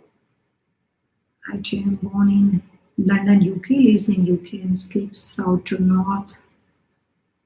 Okay. So, I think so. आपने सरा के लिए जो सवाल पूछा था उसका जवाब मैंने आपको इससे पहले दे दिया है ब्रेंडन।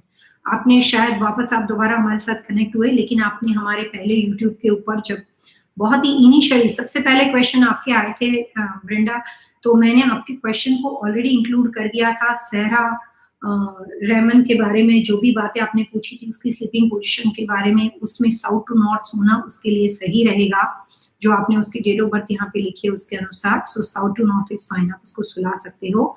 और दूसरा सवाल आपने पूछा था कि साउथ ईस्ट के कमरे में सोने की पोजीशन ये सही रहेगी कि नहीं, तो उसका जवाब ये है कि उसके लिए आइडियल कमरा नॉर्थ वेस्ट का रहेगा। नॉर्थ वेस्ट डायरेक्शन सोने की पोजीशन साउथ टू नॉर्थ हो सकती है। उसके बाद हमारे साथ गीतांजलि दुलवानी जुड़े हैं। ब्रेंडा ने लिखा, Pallavi ji one more common question, can I paint my north and north east wall yellow? जी आप कर सकते हो, ये जवाब भी हमने आपको पहले दे दिया था ब्रेंडा।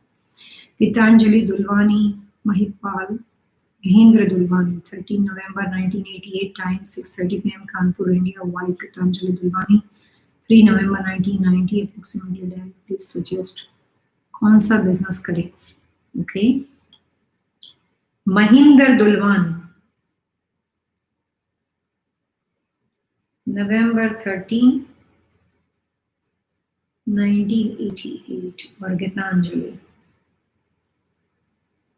गीतांजलि जी की डेट ऑफ बर्थ है नवंबर 3 1990।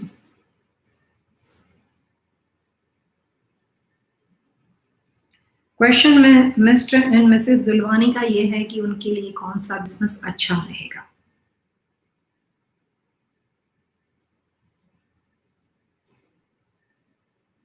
टाइम ऑफ बर्थ 6:30 PM है महेंद्र जी का, और इनका है 6 AM अप्रोक्सीमेटली। अच्छा, तो आप श्योर नहीं हो टाइम ऑफ बर्थ के बारे में?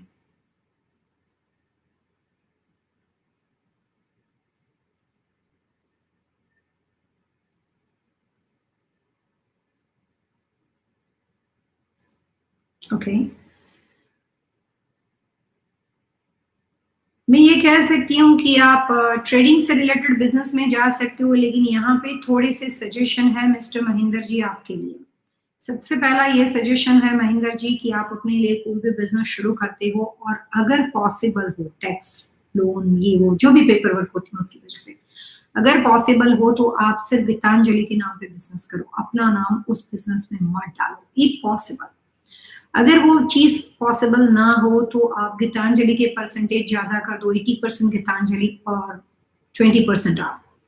और अगर वो भी पॉसिबल ना हो तो फिर आप 60% गीतांजलि या 51% गीतांजलि और 49% आप, उस तरह से ट्रेडिंग, डिस्ट्रीब्यूटरशिप, डीलरशिप, खुशबू वाली चीजें, ब्यूटी सलून, कपड़ों का बिजनेस, बेकरी का बिजनेस। एक दुल्हानी फैमिली हमारे साथ हमेशा आती रहती है, आई एम होपिंग, मुझे नहीं पता आप उनके पहचान में हो या आप कोई इंडिविजुअल अलग व्यक्ति हो, तो आपके लिए काफी ऐसे बिजनेस है जो ट्रेडिंग के साथ रिलेटेड हो, सर्विस इंडस्ट्री के साथ रिलेटेड हो, आईटी के साथ रिलेटेड हो, वो सब अच्छे रहेंगे। और गीतांजलि के नाम पे बिजनेस करना आपके लिए और ज्यादा बेहतरीन रहेगा। सो आप कोशिश कीजिए, कोई भी कंपनी की फ्रेंचाइजी ले सकते हो, जैसे बॉल बेयरिंग की फ्रेंचाइजी होती है, पानी की मोटर होती है, जैसे फैन वगैरह होते हैं, कोई भी ब्रांडेड कंपनी की ऐसी चीज बेच सकते हो जो घर के लिए, हाउस होल्ड प्रोडक्ट के लिए यूज होती हो। ऐसी प्रोडक्ट के साथ आपकी लेन देन बहुत ज्यादा है, और गीतांजलि जी के नाम पे अगर बिजनेस करते हो तो आपके लिए ज्यादा बेटर रहेगा। इसके साथ स्पेसिफिक आपकी किसी चीज में मास्टरी हो या आप किसी खास सब्जेक्ट से, 2-3 सब्जेक्ट में से किसी एक चीज को सिलेक्ट करना चाहते हो, तो गीतांजलि जी आप अपने ऑप्शन दे सकते हो, क्योंकि वैसे तो काफी वाइड ऑप्शन है। अगर आपके नाम पे मैं करूँ तो महेंद्र जी के नाम पे बहुत ही कम ऑप्शन है। तो अगर आप पर्टिकुलर किसी खास सब्जेक्ट में करना चाहते हो तो उसमें से आप मेरे को सिलेक्शन के लिए दोगे ऑप्शन, तो मैं उसमें से बेहतरीन सब्जेक्ट आपके लिए सिलेक्ट करके दे सकती हूँ, लेकिन वो भी गीतांजलि के नाम पे रहेगा। उसके बाद हमारे साथ सुखविंदर ओबेरॉय जुड़े हैं। सुखविंदर, कुछ ईमेल भी हैं लेकिन टाइम बहुत स्पीड से जा रहा है। सुखविंदर ओबेरॉय ने यहाँ पे अपने बारे में क्वेश्चन पूछा है। प्रीत परमार है, हरिंदर भाटी है, okay. My husband is not getting growing interview, but he's not getting business. Okay.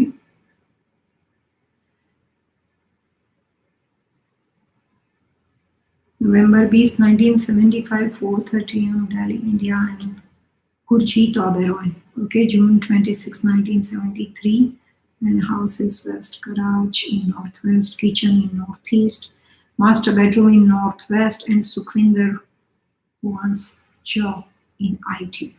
यहाँ पे हमारे साथ एक परिवार है, सुखविंदर ओबेरॉय। सुखविंदर ओबेरॉय की डेट ऑफ बर्थ इन्होंने यहाँ पे दी है, टाइम ओवर दिया है, गुरजीत की इंफॉर्मेशन दी है, और वो चाहते हैं कि सुखविंदर को आईटी में जॉब मिले। सो क्वेश्चन उनका शायद ये कि when will get the stability in IT business. I did 4 interview for IT but failed advice. Okay,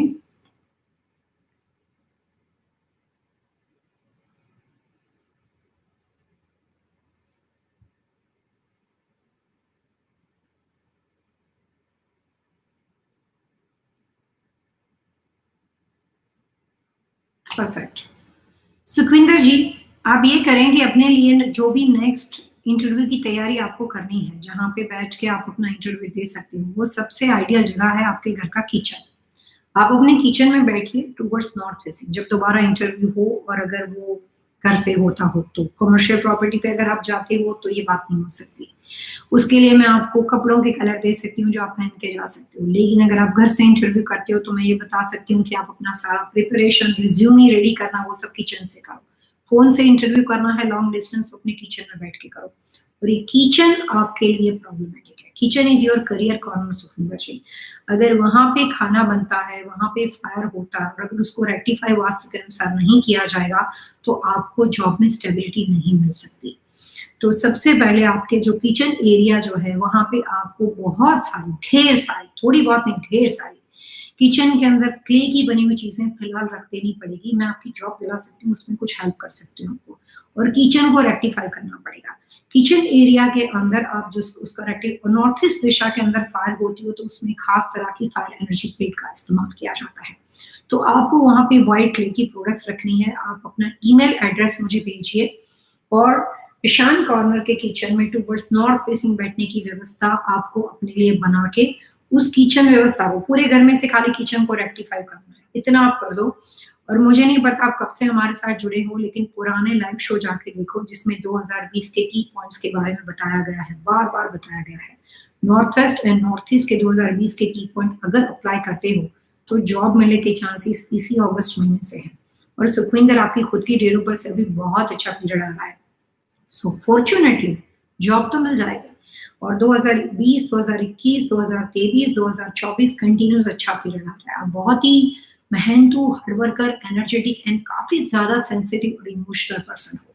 हर चीज करने के बाद एक्सपेक्ट करते हो कि तुरंत हो जाए, सो इमोशनल ज्यादा।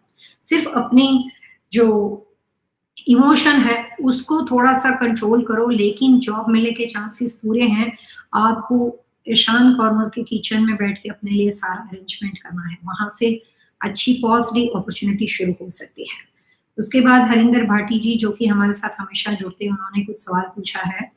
हरिंदर भाटी जी ने पूछा है कि Jasmeet Singh, okay, in January 1999, I settled scan with the career link, California with my not facing home. Okay, उन्होंने शायद अपने बेटे के बारे में पूछा है और ईस्ट फेसिंग हाउसेज रशियन वाली बिल्डिंग लिखा है सरारा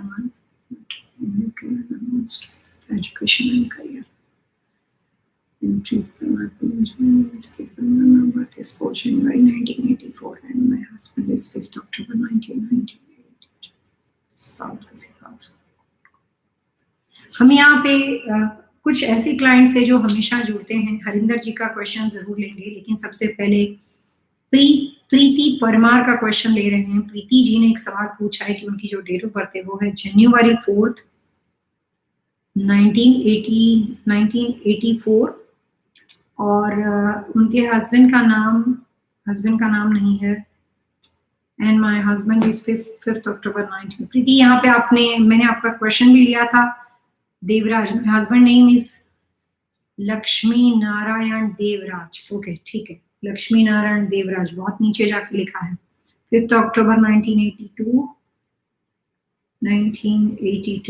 ओके, लक्ष्मी नारायण देवराज। क्वेश्चन के which direction is good for both of us? Okay,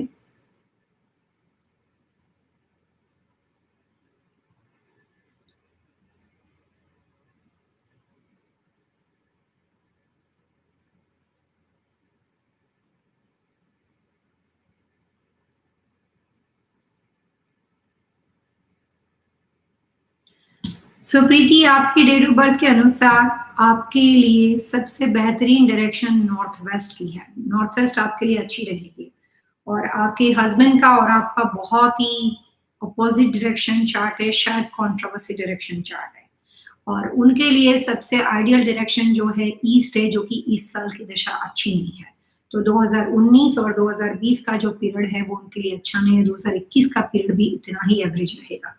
लेकिन अगर आप अपने लिए जो भी काम करना चाहते हो, अपने करियर को इनहांस करना चाहते हो फॉर सम रीजंस, 2020 और 21 में कुछ नई अपॉर्चुनिटी ढूंढना चाहते हो, तो नॉर्थ वेस्ट दिशा को इंप्रूव करने से आपको फायदा इमीडिएटली दिखाई देगा।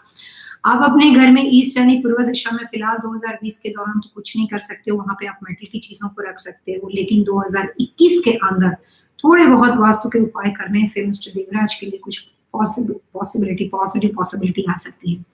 मिस्टर देवराज के लिए मेरा ये सजेशन है कि फिलहाल वो जो भी कर रहे हैं अभी, ये 2 साल के अंदर उनको कुछ नया करने की कोशिश नहीं करनी चाहिए। सक्सेस इतनी आसानी से नहीं मिलेगा, हार्डवर्क और बढ़ जाएगा और थोड़ा सा फेलियर होने के चांसेस है।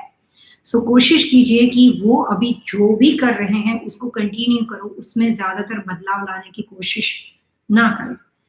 Which direction is good for me? Both of us, and I feel my south is good and I feel with not my husband.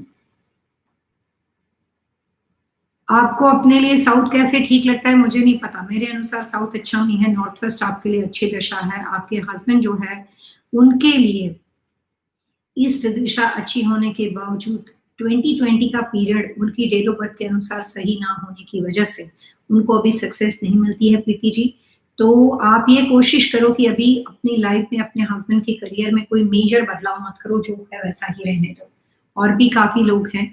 Harinder Bhati जी को मैं ये कहना चाहूँगी कि मैं उनको पर्सनली जानती हूँ। I will try my best कि उनके बेटे के बारे में जो सवाल पूछा है वो हम वीकडेज़ में उनको पर्सनली अटेंशन से बातचीत करेंगे, क्योंकि यहाँ पे कुछ और नए लोग थे, उनको लेना बहुत ज़रूरी था क्योंकि वो सिर्फ़ इस लाइव शो के दरमियान है। तो आने वाले फ्राइडे हम आपके साथ सैटरडे सैटरडे हम आपके साथ बात करने वाले हैं लाइव शो के अंदर लैंडस्केपिंग एंड वास्तुशास्त्र के बारे में। आप हमारे साथ डेफिनेटली जुड़िएगा और आने वाले Sunday next coming Sunday YouTube के ऊपर हम आपके साथ बात करने वाले हैं पूजा घर की पोजीशन, मूर्तियां किस तरह से रखी जाती है, दशाएं पूजा घर के लिए आइडियल किस तरह से आप बना सकते हो, और घर में रहने वाले लोगों के लिए जो हमारे जैसे गृहस्थ फैमिली के साथ जुड़े हुए लोग होते हैं उनका पूजा घर किस तरह के क्या नीति नियमों के साथ बनाना चाहता है। तो आज के हमारे शो में इतना ही। आपको इससे रिलेटेड आने वाले कमिंग एपिसोड के सब्जेक्ट से रिलेटेड या अपने फैमिली के बारे में कोई भी क्वेश्चन आंसर क्वेरी हो तो आप हमें यहाँ पे लाइव चैट में जुड़ सकते हो। आप हमें 123vastu@gmail.com पे ईमेल कर सकते हो। शुक्रिया। सेफ रहे, सलामत रहे, एक राह और सही दिशा जो जिंदगी बदल दे। नमस्कार।